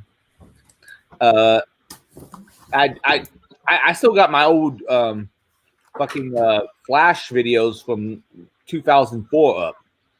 You do? I used to watch those a long time ago. Apparently, a lot of people did. Yeah. What's up, Chad? Says Craig Davis. Hey, Craig. Wait, I think I may know who Craig is. by the way, you posted this in the YouTube chat, didn't you? The link to this? Yes, I did. Okay. Hey, Craig, how you doing, man? If you're the guy I'm thinking of, I hope you come out to the farm again and we get to go shoot. If you're not the person I think you are, then forget everything I just said. You're going to get banned again, man. Talk about liberties like that. Oh, well, there used to be this thing of hackers on a farm that Mary would throw on, and basically we threw Mary some money so she could pay for like the livestock she had to slaughter and so forth, and she'd cook up food for us, and we'd go out and shoot, and we just hang out and shoot the shit on a farm in southern Indiana. It was a good time. Yeah, that sounds great. I remember Mary. She used to come online all the time. Oh yeah. Okay, it is the Craig I'm thinking of. Hi, Craig. Yeah, sorry, I wasn't there the day you were there. I went there afterwards, and hung out with a couple other people, Mark and Lynn, and of course Matt and Mary, and bought a new gun, which I took home and quickly destroyed by my bad gunsmithing skills. We picked up a couple of rabbits. Oh, I'm assuming those could be pet rabbits and not food rabbits. Craig has a couple of kids, and rabbits, I think, make decent pets. And plates too. Plates? Like, I ate a little bit of rabbit. It's not bad. Yeah. Personally, I think the best thing Mary's ever cooked was she had made some duck for us that I really like. Oh, Duck is really, really good. Roasted, like, the Peking duck style. That is good. wait.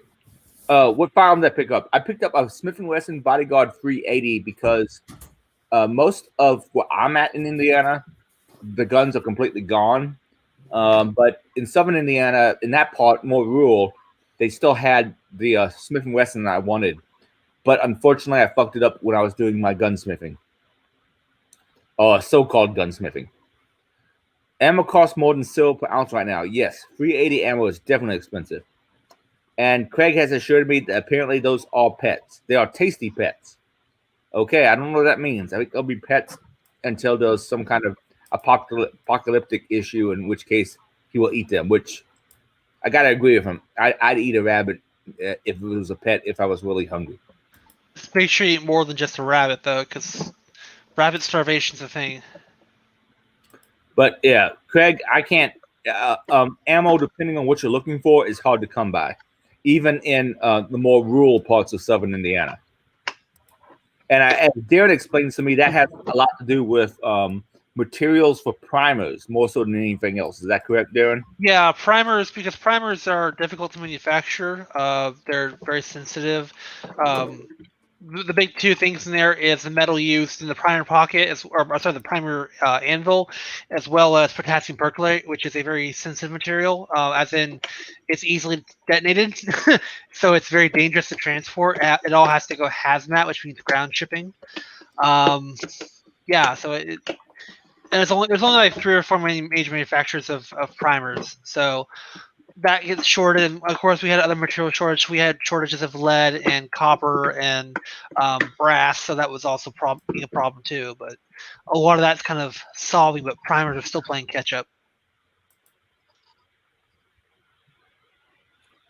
And I think Barry's posting a link for online ammo buys. Now, wasn't one of Biden's propositions to ban the sale of ammo online? I'm sure it was. I don't know. I don't have his list in front of me, but I bet you it was. I like tiny guns. I like any guns, but I only recently bought a pocket pistol. And unfortunately, as I said before, with my bad gunsmithing skills, I fucking destroyed the poor fucking thing. Hopefully a friend and me can get it put back together again. We'll see what happens. I have a little pocket 9 that I want to sell right now while everything's hot. I have here. A little car CM9. I fucking love this thing, but I really don't need it at all for anything. Yeah, the only closest thing I have to a pocket 9mm is the G2C. I wish I waited a year and got the G3C, which is a little bit updated.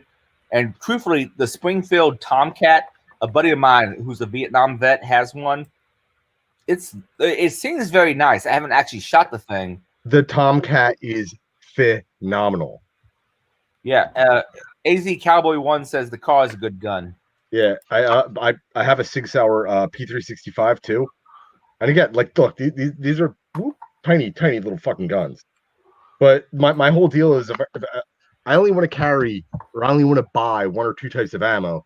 So, as far as pistols go, I only do 9mm. That's it. I have 1 round that fits in every fucking gun.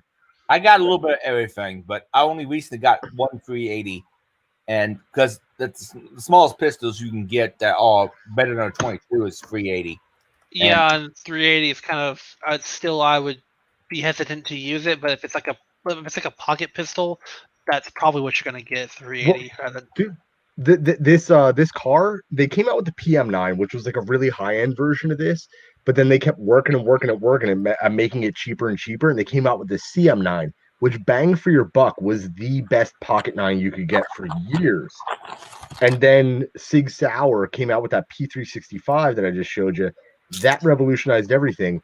And then it was the Hellcat, where they were like, fuck you, we'll do it 1 better. And they shoved in 1 more round, and by shoving in 1 more round, they also made the grip a little bit fatter, which just made it fantastic.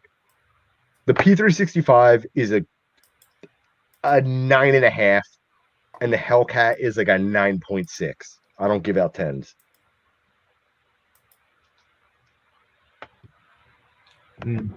Oh, also, the SIG is a Bitcoin wallet. Shit. Wait, what did you say? The SIG is what? A Bitcoin wallet.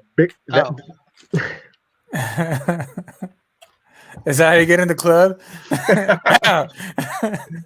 Scan that. I may have missed something. Wait. Beretta is a Tomcat 32 ACP. I really wish I hadn't sold my uncle's PPK, because I wish I'd kept that thing, because it was just so cool looking. Yeah, PPKs are just straight up cool. Yeah. Got bears. Strangely enough, in Southern Indiana, apparently black bears. There was one that was ran over on, I think, Highway 62 about a year or 2 ago. So we don't have many, but apparently they are coming back into Southern Indiana. I was sent out to Colorado for a couple of years to do market penetration. They were bouncing me around. So like at first I was out in Brighton, which is just, desert highlands, flat, nothing going on. And then I was in Boulder, and I didn't have a car or anything. I was just like a drunk dude, like going out every night. I didn't have to drive. I didn't have to give a fuck. And so I'd walk down to this bar all the time, and I'm like, dude, why are all the trash cans so fucking hard to why do you lock your goddamn trash up? Like, who the fuck are you trying to protect your trash from? And they were like, the bears. And I was like, what, you motherfucker? And they're like, yeah, we have black bears around here. And I was like, I'm from Philadelphia. There's not bears. So they were like, listen, if you run into one, just yell at it and it'll run away. They're pussies. That might go with black bears. My understanding, brown bears, aka grizzlies, you don't want to fuck with grizzlies. No, grizzlies will fucking kill you. Well, so Boulder, Colorado, there's roads, and then there's like a sidewalk network that goes through everybody's backyard. So my drunk ass would just stumble home every night, just roaring loud as shit every 2 or 3 minutes, preemptively, just in case there was a black bear. I mean, that's all it takes. They're giant pussies. They you sound scary. They're like, no, I'm fucking out of here. Yeah, no, it's then up in Ned, Colorado, which is like 45 minutes vertical from Boulder. I went up to my homie's house up there, and he takes me out on a walk on his property. He's like showing me like scat and track marks, and he's like, yeah, this is like a mountain lion. I'm like, dude, don't fucking tell me that you brought me out here and you don't have a gun on you. Like, don't fucking bring me out here. I'm not getting mugged by a cougar. For Magnum, at least. And Craig says, well, he's at there's like 400-pound black bears. 400 fucking. But I think, like you said before, black bears, my understanding, are not nearly as aggressive. No, apparently black bears have more attacks than grizzlies. Well, isn't that because there's more of them, though? Yeah, I would imagine they get backed into corners and stuff. Or if you come across a mother, even though they're pussies, will still come after you if you're like threatening their cubs. So the grizzly will just fuck you up. Yeah, there's a Joe Biden joke in there somewhere. What? Shoot the bear in the leg? No, about the cubs. Oh, dude, if you could hit it with a buckshot in the skull, and it won't kill it. Yeah, I mean, bear's got a thick ass skull. I've heard. I don't know if it's true or not. I've heard that if you shoot him in the skull, like you got to use like something like a rifle cartridge to put him down. 10mm will put down a bear. It probably would. And Craig is agreeing that they usually are pussies and will run off. Yeah. The black bears, I'm assuming he's talking about. Black bears are more common. The big problem you'll have a lot of encounters with them is that people will leave food out. Like if they go camping, they'll cook near their campsite, or they'll leave food nearby. They won't use like the bear bags or the bear lockers, and so the bears will come into camp, and if they get scared, they may fight, but usually they'll run off. But they can be also accidental hurts as well, all accidental injury or deaths from just being there. So Going from animals. There's an animal I love, the raccoon. I know they live in my area, but I only ever see them deceased as roadkill or something else, which makes me sad because I would hang out with a raccoon. I'd toss it some food. It might become a nuisance eventually, but I'd hang out with a raccoon. Dude, my friend had a pet raccoon. They have thumbs. Yeah. Oh yeah, raccoons have. They're so it's very nice to like watch them play with stuff. It's incredible. Do you know what a coati is? My favorite animals. Do you know what a coati is? I've heard the term before, but no, I'm not sure what does it look like. It's imagine like a little monkey fucks a raccoon, and then the offspring of that fucks an anteater, right? So sounding critter. It's dude, this thing is stupid fucking adorable. So pre 2011, I had a clothing company in Costa Rica for about a decade, and on the weekends I used to go up to this fucking this one town called Arenal, where there were all these coatis, and we used to go up there and feed the fuck out of these adorable little things. But like Google image search this thing, you won't believe they exist. It's an anteater monkey raccoon. All right, give me a rough spelling. Coati, and then sometimes -mundi, but just coati should do. And Barry's saying raccoons are vicious, but they're so cute. They can be, yeah. Look, if it's wild, it's vicious. Yeah, I'm looking at the coatis. Oh, yeah, that's a pretty cute critter. Yo, they dance for food. All right. I see a baby one. That's awfully cute. Going back to the scarcity discussion that we were having earlier, Darren, I'm going to tap you on this. I'm tapping you back in, buddy. Here's a little. Are you there? Yeah, I'm here. Silver. Liberty dollar. How much are those worth? Do you know what I'm talking about, Darren? Oh my god. Hold on, let me tab back in. I've seen. I know there's commemorative coins from the mint and such. Well, the quote mint, Nope. but The Norfed. This is an actual uncirculated Norfed Liberty dollar. Okay, yeah, I've seen things like that before. Right. So, fuck, this isn't the right one. God damn it. I went down. Do you know the whole story behind like the whole Liberty dollar thing? No, not really. So back in the day, there was like this like hippie surfer guy out in Hawaii who worked at a mint, and he minted coins, and that was his job. And he surfed, and he was a hippie, and I guess he did a lot of hippie stuff, probably sex on the beach or drugs, maybe. So anyway, that went on for many, many years. And then one day this guy was like, well, we're no longer on the gold standard and people really like precious metals. I'm going to found my own currency called the Liberty dollar, and I'm going to back it with precious metals. And this is long before any Bitcoin stuff or anything like that. And then, so he starts to make this stateless money, and he starts to circulate it, and people are really fucking into it, and they go nuts on it. And for a long time, it didn't attract enough attention for him to get in trouble. But then, what you figure would happen happened. And so I went down to meet him in Florida. Yes, yeah, it's fucking adorable. It's absurdly fucking adorable. We're gonna watch a little bit of this. Yeah, hold on, let's get into this. This is apparently the critter that Nathan is talking about. Little fuckers. Raccoon, monkey, something else hybrid. Yeah, I can kind of get that. Anteater. Look at that snout. Its nose moves a Yeah, it lot. looks like an anteater. Anteater. We used to go up and feed these things on the weekends.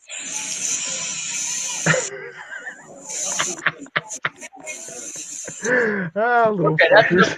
That's enough to give people an idea. Holy shit. That brings back memories. So anyway, the guy who was doing this, the hippie guy that was minting all these coins, and eventually got the attention of the Federal Reserve, and eventually got the attention of the Secret Service, had to get ground up. He had to get himself in trouble because you're not allowed to have a competing currency. So they found him guilty of some bullshit, and then they went and had to steal all of his precious metal reserves. And his name's Bernard von Nothaus. And I went and I met him, and he had just released this book about the Liberty Dollar, from the time that he conceptualized it all the way up until cryptocurrency. They're now kind of documenting the supply chain of all the precious metals to verify that they're officially issued Liberty Dollars, right? So it's just kind of okay, well, let's use blockchain to prove that these things exist and they're issued by us and not by the nemesis government. But in here, he also gave me a bunch of samples of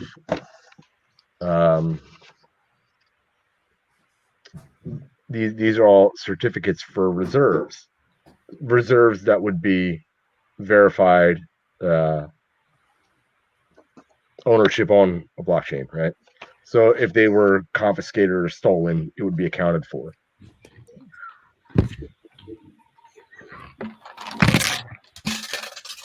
But it's a really, really interesting story about a guy who tried to create a competing currency that got completely destroyed.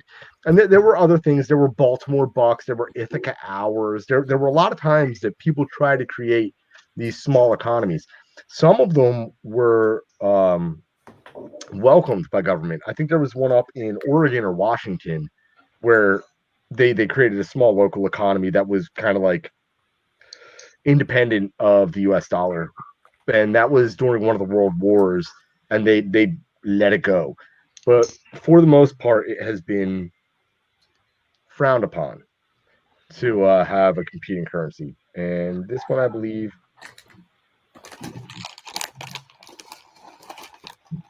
warehouse receipt with all the terms. Now, these are all badged either specimen or void, right? So he gave me these amazing, incredible gifts. It was such a pleasure to meet this guy, and I've been emailing with him back and forth for weeks. And you have to figure that this is a guy who was a victim of the federal government for just trying to create a currency that people would want to use. And he agreed to meet with me. And I was going down to Florida, and I was meeting with a lot of other people. So I had this luncheon, and I was going to go meet this guy in the afternoon. And I had this luncheon going on, and this sneaky son of a bitch showed up at the fucking luncheon just to vet me to make sure that I wasn't a fucking fed. And when he showed up, I loved him 10x more. Dude was fucking incredible. To meet a badass of that caliber doesn't happen often. They say don't meet your heroes. You have to have the right heroes. He got raided by the FBI in 2007. I guess that's the guy you're talking about, maybe? His name is Bernard von Nothaus. Yeah. I could probably get him to come on the show if you want. If you want somebody to come on and hey, anybody interesting? I'm open. We don't have a huge viewership. here's one of the things that gets me. I have a buddy. Do you have the name on Facebook? Adam. He did a great high production value show, but I get more viewers than he does, and he does so much more work. He did so much more work. Kind of weird. Hey, but you just have fun, so it's like more natural. Well, we just hang out and bullshit around. And This is bullshitting. I'm amazed people haven't clipped more shit from this show to try to fucking fuck with me on Twitter. I have some serious haters who have an obsession that I just don't understand. Haters be hating. That's what they do, man. I'm currently looking at a Bud K catalog.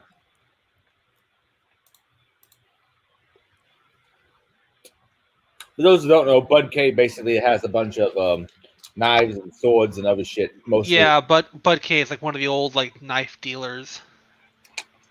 And a lot of it's crap, but some of it's interesting stuff. Yeah.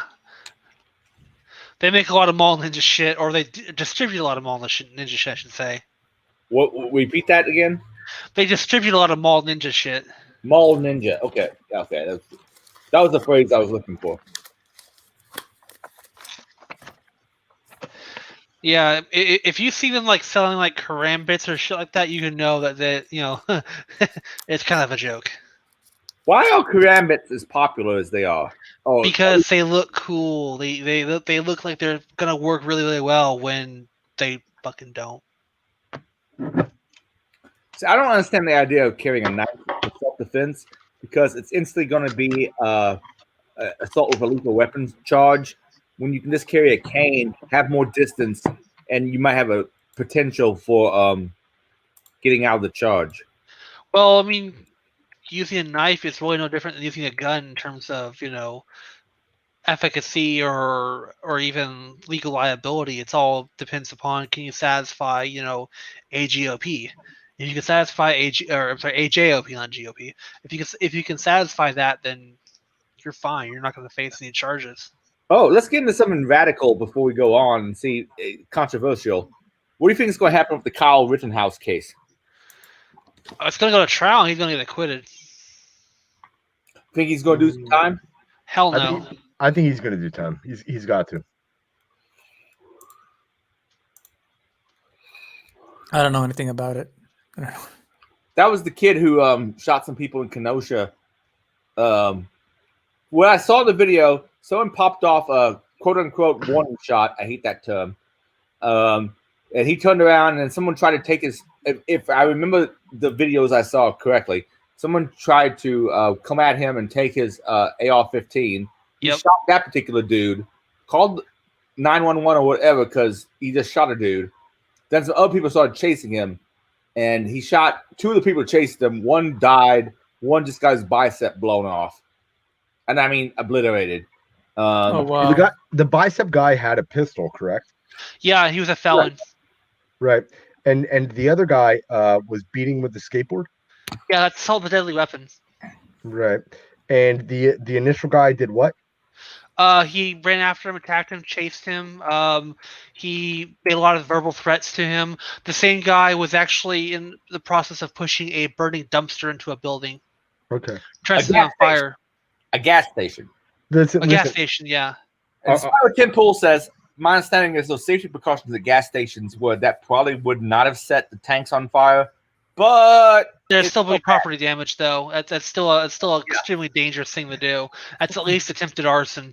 Yeah, not disagreeing with you on there.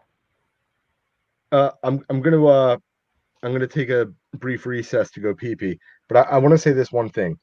I believe that Kyle Rittenhouse acted in self-defense, but I think I think it's pretty obvious and ought to be agreed upon that he knew that there was a solid probability of being problems if he went there armed.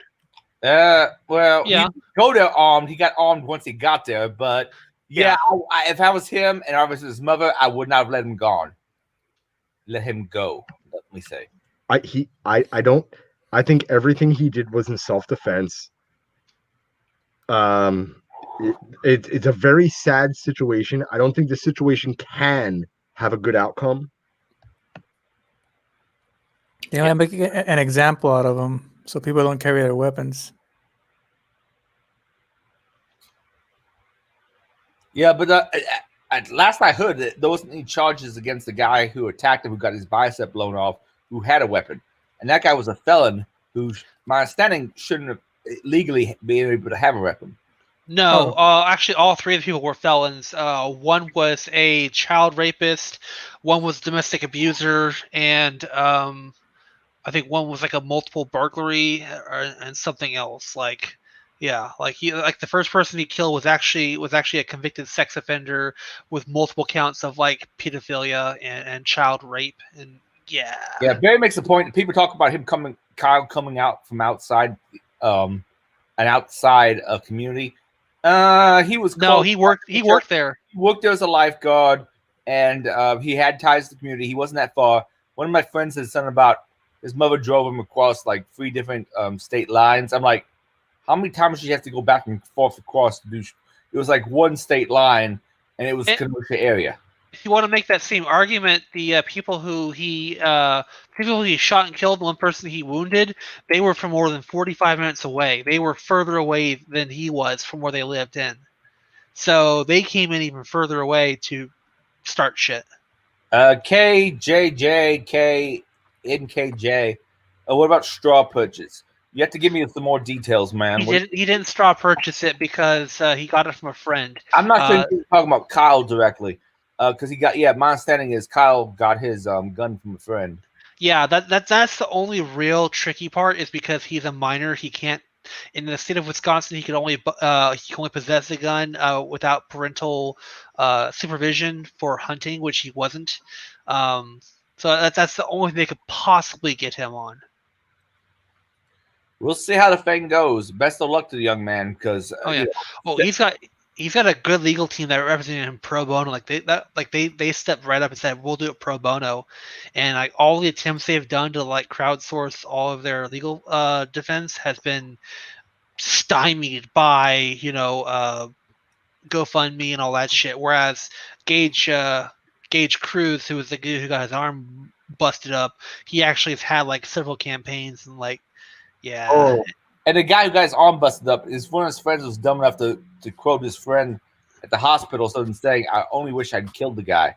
That was not a good. That was bad. That'll go to jury, and that'll look really bad. I'm amazed that the DA is going to push this hard because he knows it's a case he's not going to win. Well, it's a very bad political move. Shit. Like they pushed the shit against what was people in. I don't think it was St. Louis. It was near St. Louis. The people who brandished arms against Black Lives Matter supporters who came onto the property after breaking a couple of gates. Yep. And they pushed charges against them. No, if you come on my property, I might very well brandish a firearm. Yeah, there are a couple of lawyers. Yeah, they got charged with felonies, and none of the people who were there who broke and enter onto the property were charged with a single damn thing, which is very fucked. I think the way to solve that problem would be to oust anybody who has such an incendiary career that it would bring people into the neighborhood. So they really should have gotten rid of the judges and politicians and got these troublemaking individuals away from peaceful, successful people, right? And kind of contain them into a neighborhood where they can be statists and they can be problematic shitbags. Because that's really what the problem is these wealthy people were in their homes and then they had some fucking government neighbor who butts into people's lives and causes problems, and it brought all those problems into the neighborhoods of these good people, these good wealthy people. So the problem is you have to take these council people and you have to take all of these people that feel as though they're supposed to butt into people's lives, right? And you have to contain them. So that A, it's harder for them to bother people, but B, when they do bother people and there's recourse, that it doesn't bother anyone that has nothing to do with that brand of intervention in other people's lives. I'm generally okay with that. Like, I would never want to live next door to a judge. Those people fuck people over all the time. They break up families. They do a lot of terrible shit. I would never want to live next to a judge. I don't know what this question means. Craig asks, Nathan, are you pro-protest zones? I'm not sure what that means. No, not at all. You have a First Amendment right everywhere you go. You have a Second Amendment right everywhere you go. That's not private property. So no, I'm not. Protest zones, I think, are very silly. I think they're reckless. I think they're pretty much just used as a way to cage the protesters, so you can just scoop them all up and throw them into jail easier and faster, write them all fines easier and faster. I think that protest zones are the motherfucking pits. I think. I think I'm probably unfamiliar with the terminology. So, shit. I wish I could just like manifest fucking pictures up out of my phone rapidly, but they used to do this thing called smoke down prohibition. It was a civil disobedience thing that they did right in front of Independence Hall in Philadelphia. Independence Hall being the building on the back of your $100 bill. Okay. And so anyway, a couple years ago, there was like an archaeological excavation thing, and they discovered this trail of, it was like this really beaten down path that was used by the founding fathers in the neighborhoods that they lived to get over to Independence Hall. But it was like, it was this one path that was really hooked up. So anyway, they pulled everything out of it. They did all the archaeology shit, and they kept all the important stuff. Then they buried it back over. When they buried it back over, they made like a memorial over it. And so they have this area, and they call it the First Amendment zone. So when people want to go bitch and moan in front of City Hall, or not City Hall, Independence Hall, they go to this First Amendment zone.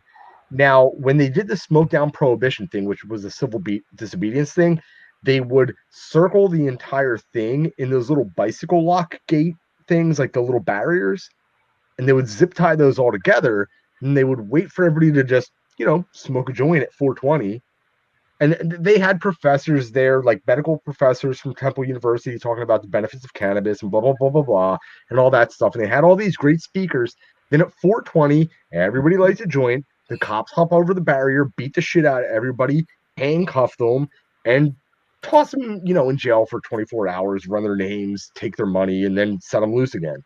So, yeah, no, I don't like the idea of a protest zone. All it does is make victims out of people that have a complaint. I'm not sure what Craig means by this. He said he wants protests. Sorry, I'm slurring my speech. He said he wants protesters to go over there. Craig, can you clarify? Yeah, we need some context, Craig. Wait a second. I think he. See, I'm against free speech zones because I think every place should be a free speech zone. Not private property. Everybody else can put their opinion in on that one. No, not private property. If you come into my house and start running your mouth and I don't like it, I'll be like, sorry, buddy, you got to leave. I can get along with that pretty much. Right.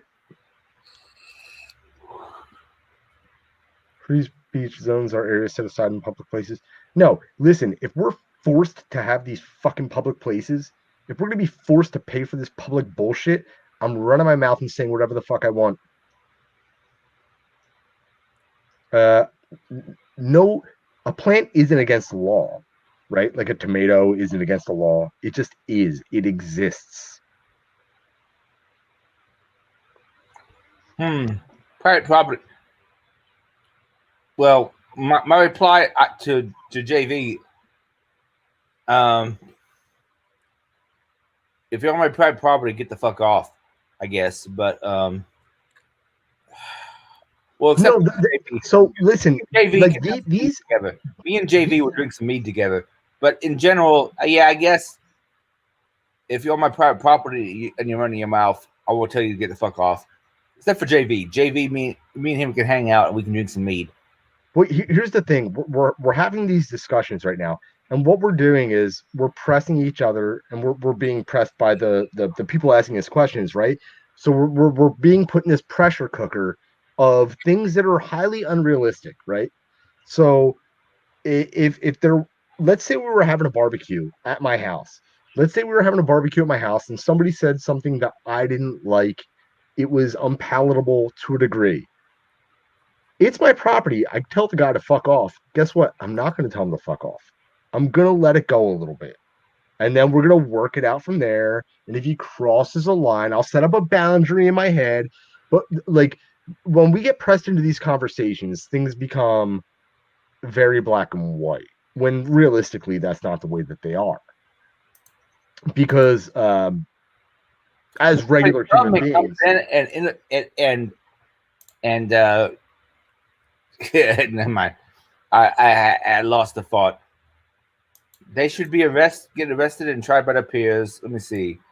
Tomatoes are set aside because they exist.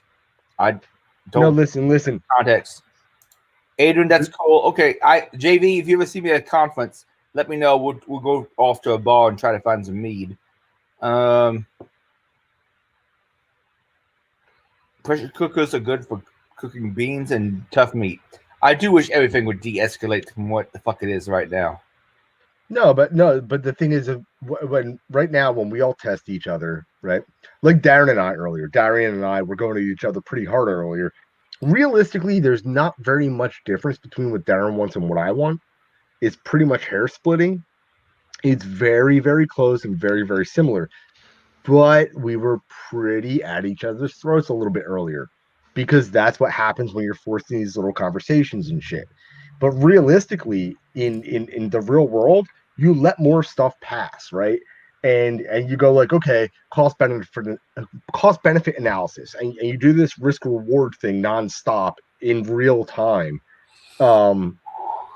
So what gets said in a situation like we have right now in this little podcast is a lot different than the way that we'd behave in the regular world.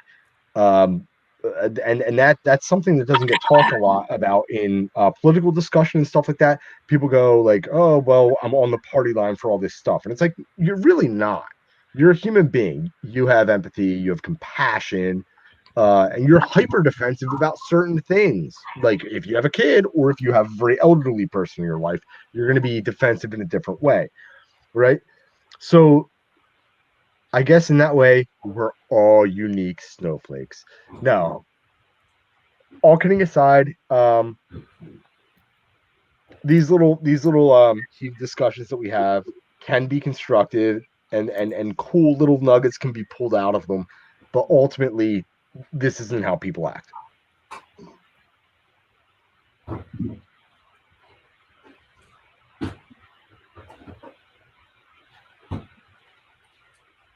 Someone say something.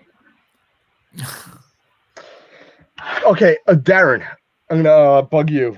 Earlier, you were saying you were poking fun at the validity of the Bitcoin blockchain enjoying immutability. Well, I wasn't only making fun of it. I was more pointing out it's kind of not the right solution. Oh. You know what, dude? I'm trying to light a powder keg so we can get a conversation going, right? You're supposed to fucking fight me on that one. I mean, come on. Help me out, buddy. Blockchain's a great tool as it is, but it's not the end-all, be-all. And you're kind of a true believer on it, and I think that may cloud your judgment a little bit. Good. Thank you for saying that. Because to a degree, I agree with your assertion, but also you have no idea how much I hate the blockchain and cryptocurrency community. So remember, first and foremost, I have a great amount of reverence primarily for people that work in the security industry. But isn't there some assholes going to be giving a village conference about blockchain and cryptocurrency? What's that? Isn't there some asshole who's going to be giving a village another assholes conference about blockchain? Nah, he backed out. Fuck you. Oh, fuck it. Okay. No, actually, no. So we did the blockchain village again at DEF CON this year. DEF CON this year was very, very difficult to do. I spent most of DEF CON rather than tending to the village, I was poking around to other villages to see what they're doing to be more impactful with these virtual cons. I'm not saying this because I used to do stuff with IoT Village. It's just because I came across their thing. While everybody else just had talking heads, the IoT Village had a team of guys in a studio with the hardware that you could interact with as a team, and it gave like much more of a live presentation. Um, and so, but it gave like this like social element that I didn't see in any other village, and that's something that I kind of want to see happen more if we're going to be forced into these virtual cons. But we're trying to bring the blockchain village from DEF CON. We're trying to bring it over to RSA, and the main reason for that is because I hate. I really don't like the cryptocurrency people. I love cryptocurrency, but I don't like the people that it attract. I feel the same way about lockpicking, but continue. Dude, the thing is the people that are like popular in Bitcoin right now are pretty much just people that are like, yo, I like money. And it's like, okay, well, you're a piece of shit. Like, okay, who doesn't? It's like flashing a gold chain. It's cheesy as shit. It's fucking gaudy. It's not cute. And people are doing it. Now it's a QR code. Now they can talk about like a hash function, right? So it's really really annoying. I really don't like it. Also, the important thing is I understand the scarcity of good security engineers and like good security researchers and analysts. I'm very familiar with how scarce they are. And then the blockchain community doesn't understand how much they depend on security analysts and researchers. No idea. They have no idea what they owe to hackers. They don't meet the appeal that they ought to. And that's why I volunteer at the BCOS Village at DEF CON. That's why I'm trying to push into RSA. That's why hopefully some jerk off does it in Indiana. This is why somebody needs to be the fucking advocacy voice in the security community for these. I really hate everybody in the blockchain community.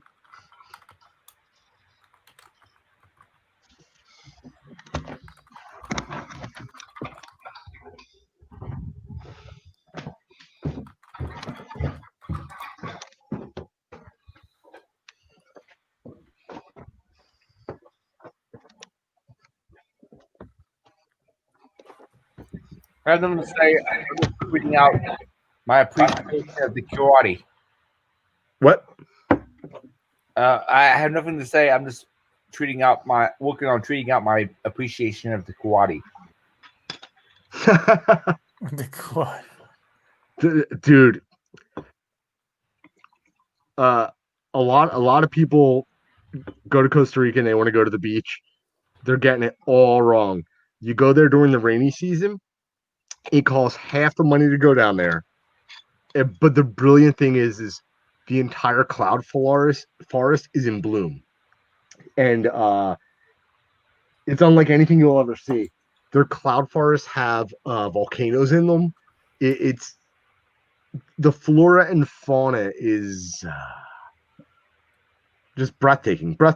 You'll be amazed. Probably on average, once every 3 minutes for days. You'll see or you'll smell or you'll experience the most beautiful thing you've ever seen every 3 minutes on average for 3 days straight.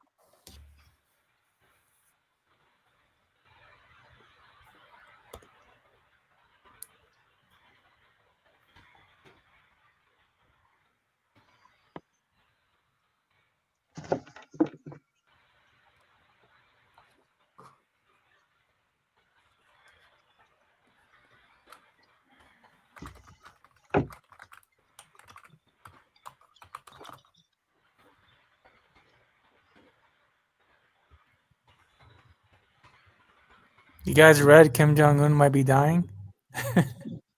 Guy doesn't seem in shape, but I didn't hear about that.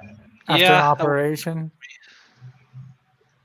I feel under one of many of North Korea's competent doctors.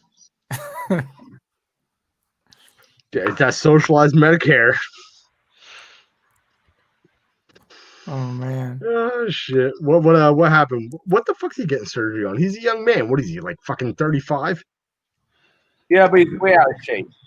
You're wrong. He's immortal. He's a great leader of North Korea. I apologize. That's what the people believe.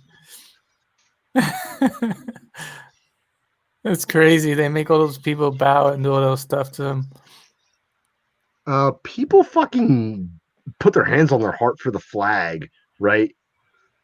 True. Got him. People do a lot of weird shit for government. It's the national anthem. Stand up. They do weird shit for the country.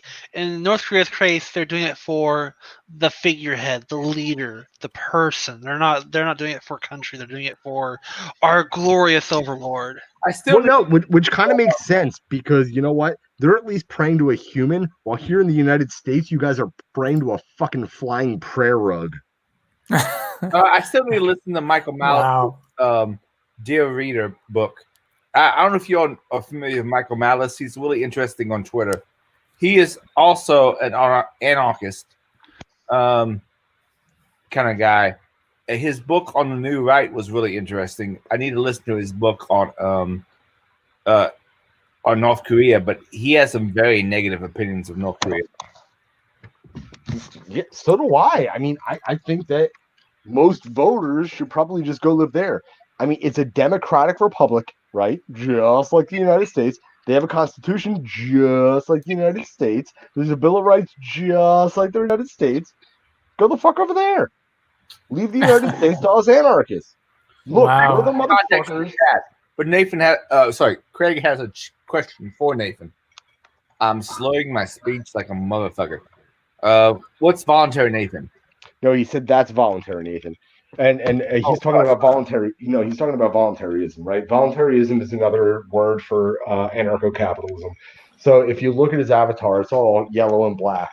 This guy and I are just on the same page, and he's trying to pipe me up. He knows what he's doing, and I get it. Thanks, buddy. I've met Craig. He's a nice guy. I like him. Oh, I'm saying I do too. I'm just also, hey, Craig. Tell your wife I said you have a real pretty mouth. Anyway,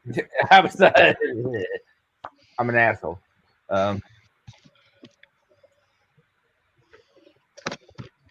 Him and his wife come out to hang out with us on a farm about one time a year, and they're all cool people to hang out with. We eat food that Mary cooks. It's all good. We shoot some guns. We go out and hike. About a year and a half ago, was it 2 years ago, Mary took us on a death hike. It was I'll tell you about that. A death hike?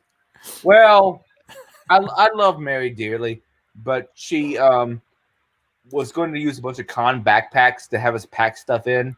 And I got news for you. Con backpacks are not real backpacks for hiking. And there was supposed to be a horse, but the horse fell through because someone had an argument with someone else, and things did not work out. And my fat ass hiking out into the wilderness, it was not a good scene. There's a backpack in my car right now, and it's got 2 bottles of water, 2 bags of goldfish, a pair of itsy bitsy kid underwear, and that's about it. And it's a DerbyCon backpack because it's a fantastic backpack, but it won't do anything other than go with me to the zoo for my daughter. It's for snacks and water. Apparently, Craig says the symbol's about amateur radio, which I got my ham license about 5 years ago or so, but I haven't done shit with. Oh, well, I mean, no. So, Craig, I just thought the way that you were in agreement with me a lot and the black and yellow. I just thought the color combination of black and yellow, I thought that was the ANCAP connection. No, that's a classic symbol for ham radio, yeah. No, but I meant the color combination. Right, but if you go to ARRL or any of those, you'll see that plastered all over the place. Oh wait, I used to say you had a pretty mouth. Now I say you're a real pretty mouth. How is that worse than just saying pretty mouth? I'm confused, Craig.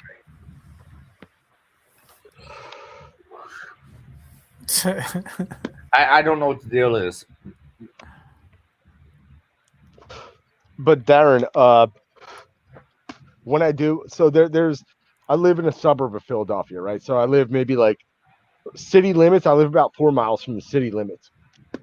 But out here, there's a small zoo, and you may appreciate that every time I go to the zoo, I always emphasize for my daughter a little extra explanation of why the porcupine is the best animal there. Why is that? Because the porcupine can fuck up anything, but it only uses its fucking weaponry for self-defense. Yeah. And is that why it's a symbol of the Libertarian Party? Yep. Yep.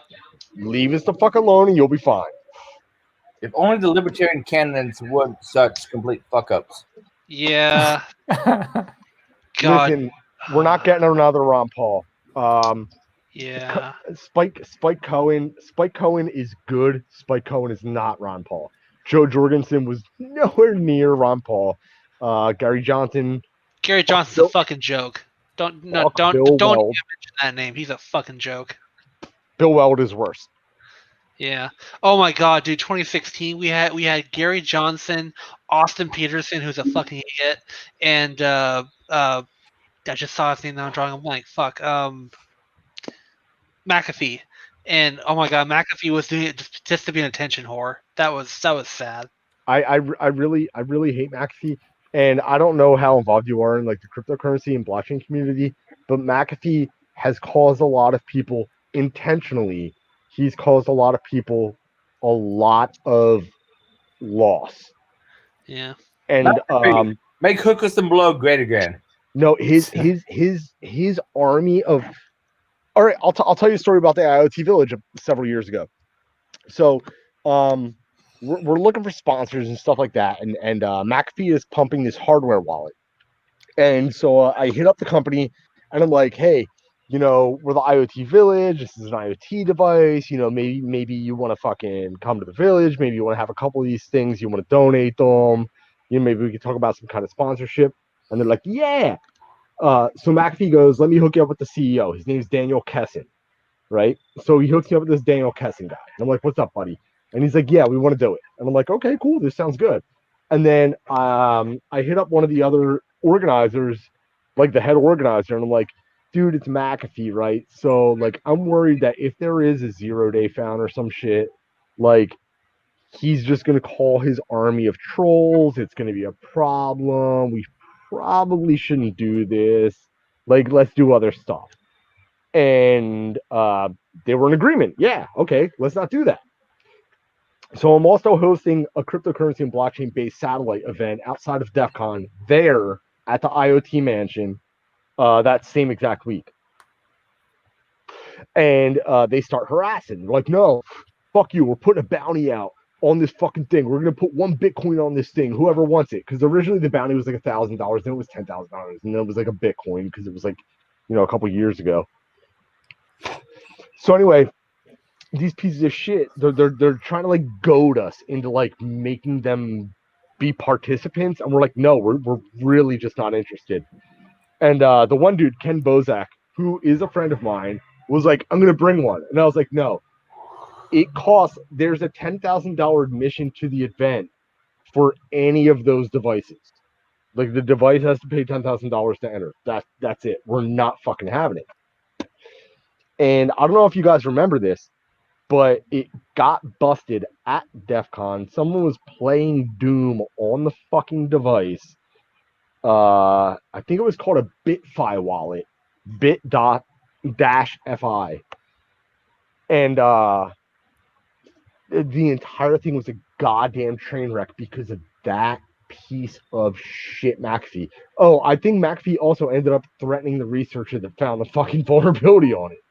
Happy Sunshine Day says that's because McAfee's followers are dumb and you can't blame John. Yeah, no, I most certainly can blame John because his entire way to self-promote is by using his army of trolls. I most certainly fucking can blame John. How dare you say otherwise? What a stupid thing to say. I have no opinion on this particular issue. I am just the moderator of this particular, well, normally Frank cast, but it's temporarily my cast because Frank got too tired fishing. I'm really happy for Frank, man. That's fantastic. Look like he had a good time. Good for Frank. Yeah, no, McAfee is absolute garbage. Have you ever gone to one of his parties in DEF CON? I've never been to one of those. I haven't. If I was invited, I would not go. Oh, I went. I stopped going to those sweet parties. So when we started doing the mansion party a bunch of years ago, like all like the older people, like the shot callers, the execs, the chill people, like the people that wanted to have a good time and like have solid conversations, they don't go to the sweet parties. These are older motherfuckers that haven't been to a house party in years. So the house party is insanely successful. Who the fuck wants to stand in those elevator lines just to go upstairs and sweat their dicks off until they can finally get outside to breathe? That's kind of the way B-Sides Las Vegas started. But then it got, well, for lack of a better word, and to not reflect my own personal problems to the people involved, it got weird.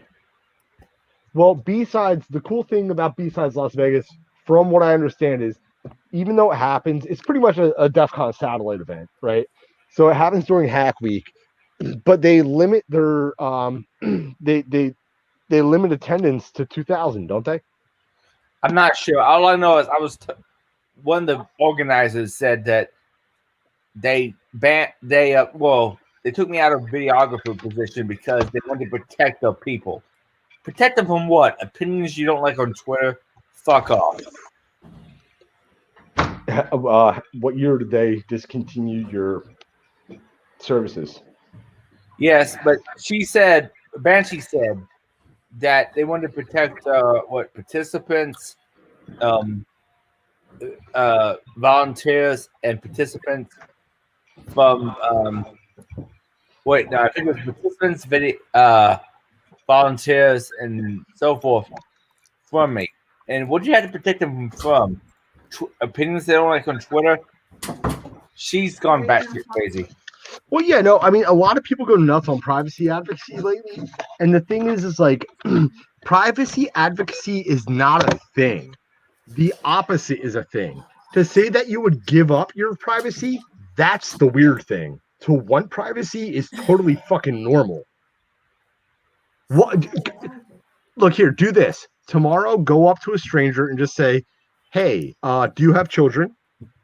Do you take them to school? What time do you take them to school? You only have to ask 2 or 3 questions before they're going to get really private, really fucking quick. Everyone is a privacy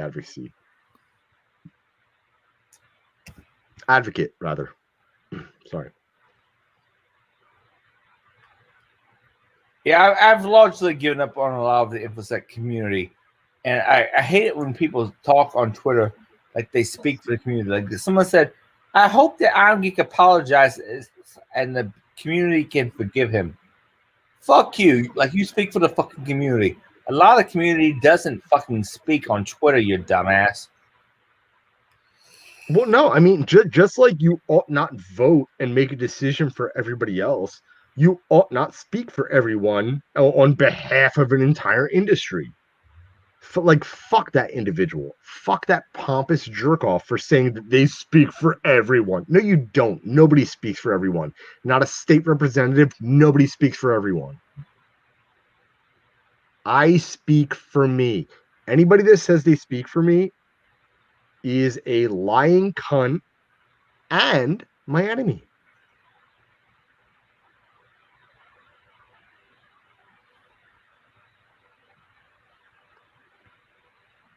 I largely can't disagree with that. Right. So if I'm at a thing that you're at and somebody says, I'm here to speak on behalf of, all you have to do is go, come over here. I would like to introduce you to Nathan.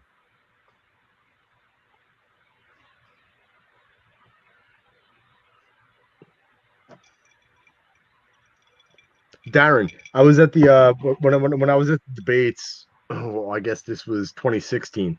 I was at the Libertarian National Committee conversation debates, and I met some guy that was like, "Hi, I'm so and so, and I'm your state representative." I'm like, "You're not my representative, you piece of shit." I have no idea who these lunatics are that think that they're other people's representatives. What a fucking dumb thing to think. Okay, well, so you actually have representatives in the Libertarian Party, like in your government?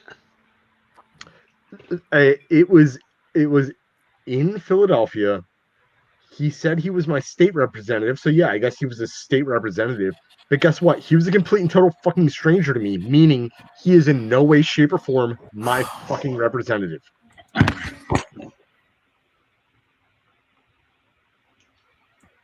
If someone's my representative, it's because I told them so. No one can assume that they're my representative.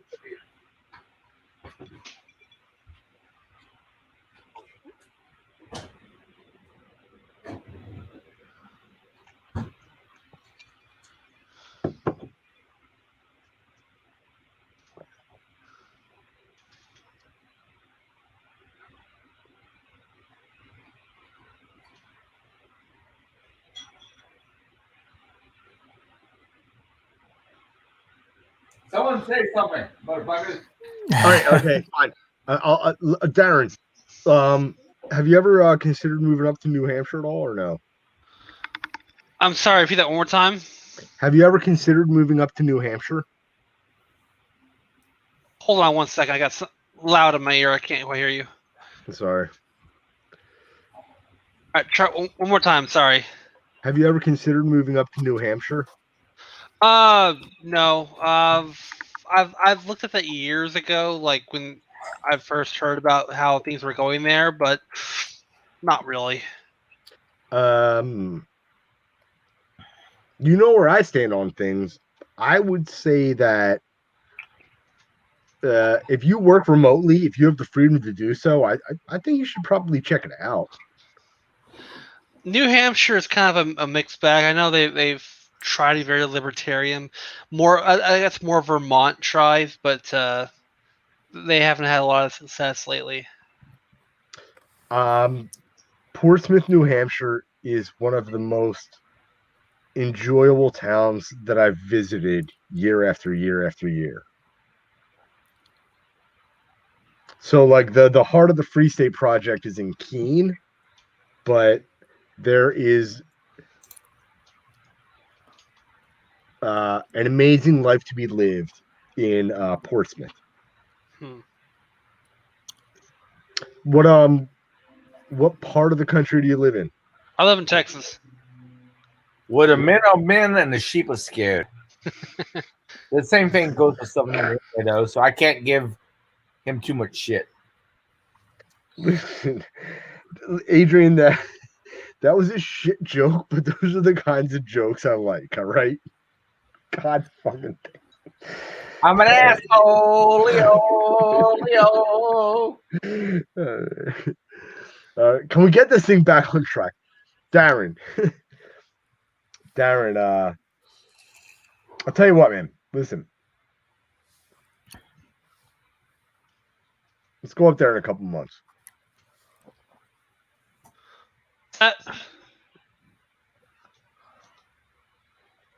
Yeah, we got argumentative earlier. We got off on the wrong foot. We want the same thing ultimately. We just have different ways of getting there. I want to see you do this.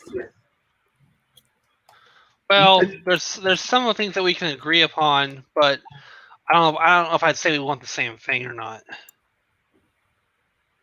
Yeah, but no. So, but the way that those things get discovered is through exploration and debate, and you know, it doesn't happen within Let's the all 20 minutes. All four of us hang together at a conference with firearms and discuss like. Listen, Darren, if we're gonna sort this thing out, we need to be drunk outside of our own hometowns with guns. Oh wow, that's gonna go nice. Bunch of strangers. I got more guns. Well, I don't know if I have more than Darren, but I have more guns than probably anybody else in this cast. You probably have more than me. I'm missing a small collection of. I go over quality over quantity. I have none. I don't even have any. I'll loan you one. Okay, cool. Please don't shoot Darren because I like Darren. I like Darren. Look, listen, I'm trying to find common ground. Darren's adorable. I'd snuggle him at a conference. If I had to go to sleep, I'm like, all right. Yeah, you'll be a little spoon. I know. Yeah. Wait, no. I think Darren, unless you're really fucking tall, I'm pretty sure I'm bigger than you. I'm like 6'2", dude. I'm 6'3". I'm pretty sure I'd snuggle you. Adrian, you're 6'3"? Thereabouts. Oh, that little corgi dog. I'd hit it. Going to be the little spoon. I'm going to snuggle it so hard. That's a Shibu Inu, all right, motherfucker. That. Can you believe it, Darren? Hold on, let me pull my screen up because I'm on something else. What was that? He just called your avatar. What'd you call it? A corgi? I called it a corgi. I thought it was a corgi. Yeah. But I don't know dog breeds. I don't know dogs. I don't know dogs. It looked like a corgi to me. One of my friends had a corgi, and I thought it was a corgi, but I don't know. You can identify corgis by their asses. Yeah. I like Ein. I like Ein from Cowboy Bebop. It's the only good anime. Fuck you. All other anime sucks ass. Fuck you. All other anime besides Cowboy Bebop sucks ass. You can kiss my ass. Is this when was the last time that you've done a cast that was this unstructured and just like this fucking visceral and awful and just combative? It's been a long fucking time, but I'm sure I have. 2 years. It's been a long time. I appreciate you joining Nathan, and I appreciate you joining Darren to make this shit show. I love you both in a purely hetero way.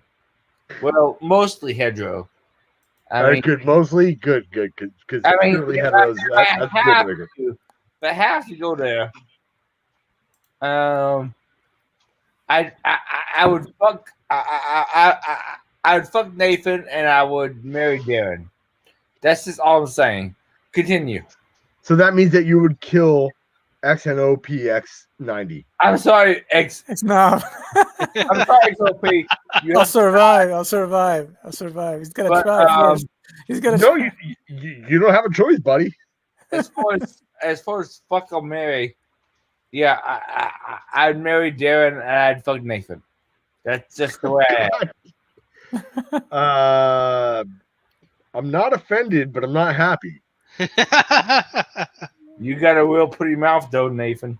Not offended, but I'm not happy. No, I mean it's burnt under 3 inches of fucking gray bear pube. Hey, you don't think my pubes are pretty gray as it is? I don't have a single. Adrian, do you have one? Do I have gray pubes? Yeah, few. Do you really? Yeah. I don't have one yet, and I don't know how I'm going to feel about that. Hey, big boy. I'm not excited. Not excited. Tell him I got guns in our wallets. I got guns. All right, so hold on. Let's try to get some content together. All right, so earlier I brought up the central bank thing, the digital currencies through central banks, which are just like a response to Bitcoin. Okay, fine. we don't know that much about it. As a group, none of us know that much about it, myself included. I don't fucking know. So, do you guys have any opinions or ideas about how blockchains or cryptocurrencies are disrupting things? I do not. I'm a one-trick pony. You're not going to get much out of me, motherfuckers. I Well, mean, we kind of know that. Yeah, okay, but that's fine. I'll take if that. you want to talk about like, I'll take that punch square in the fucking face. Look, but listen, I'm trying to shift this so that we can just wring a little bit of fucking value out of this cast. what? There's a lot of value already. How about Etherbase? Have you heard about that? Those people that got hacked? Was that like one of those yield farming shit shows? No, it's a cryptocurrency exchange. Etherbase. What happened to them? They got $5.4 million stolen from them. But how? They got hacked. Right, but How? specifically, how did they get hacked? I don't know how they get hacked. How they didn't say anything when I read it. Oh shit! We're opening things up for a longer conversation. Right. Which is the point. So, XNOPX90. Can I give you an easier? I'm gonna just issue you a name, right? Do you want me to call you a certain name? No. Do you want me to call you a name, or do you want me to just issue you one? Oh no, you can call me just Nop. That's fine. Not. Yeah, it's about. Do you know about Nop sleds by any chance? No, I'm ugly as shit. No, Nop sleds. No. I'll knob sled you. I'll knob sled you so hard. Jesus Christ, Itchins, when's the last time you touched yourself? I mean, holy shit. I think that meat got him.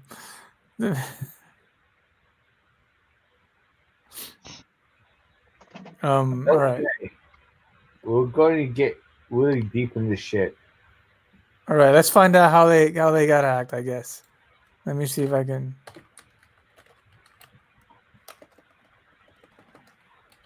Ether.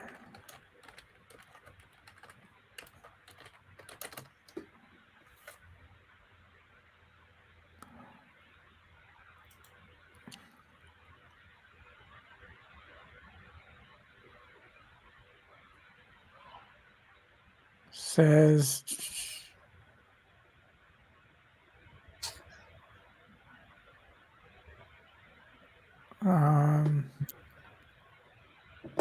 nope, all it says is here, let's see.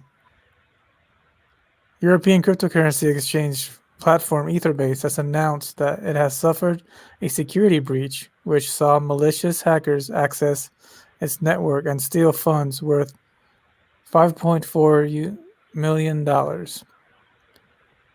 In a message posted on Telegram, the Slovakian cryptocurrency exchange listed the 6 hot wallets plundered by criminals from their Ether, Tezos, Bitcoin, Algo, Ripple, and Tron riches. They haven't said yet how it happened. But I know there was a 0-day recently that came out.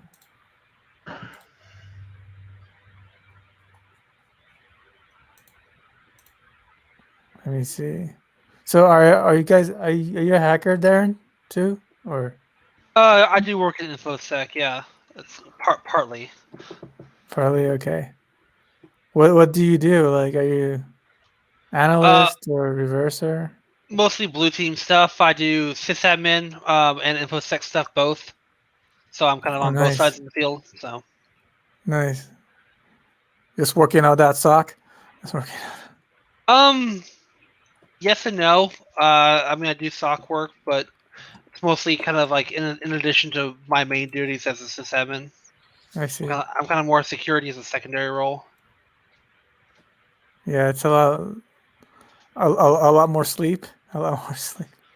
When I'm not on call, yeah. Yeah. What about you? Me, I do reverse engineering. Oh, okay. So mostly I'm breaking down things and seeing how they work. But I do a little bit of everything, but reversing is my main. Call it. I could never get into programming, so I can never. Yeah, I've tried over the years. Like I could do scripting, like Bash scripting. Great, I'm great at that, but I can't get into programming. It just does not click with me for some reason. Yeah, I mean, if you can do scripting, have you tried Go? I haven't tried Go.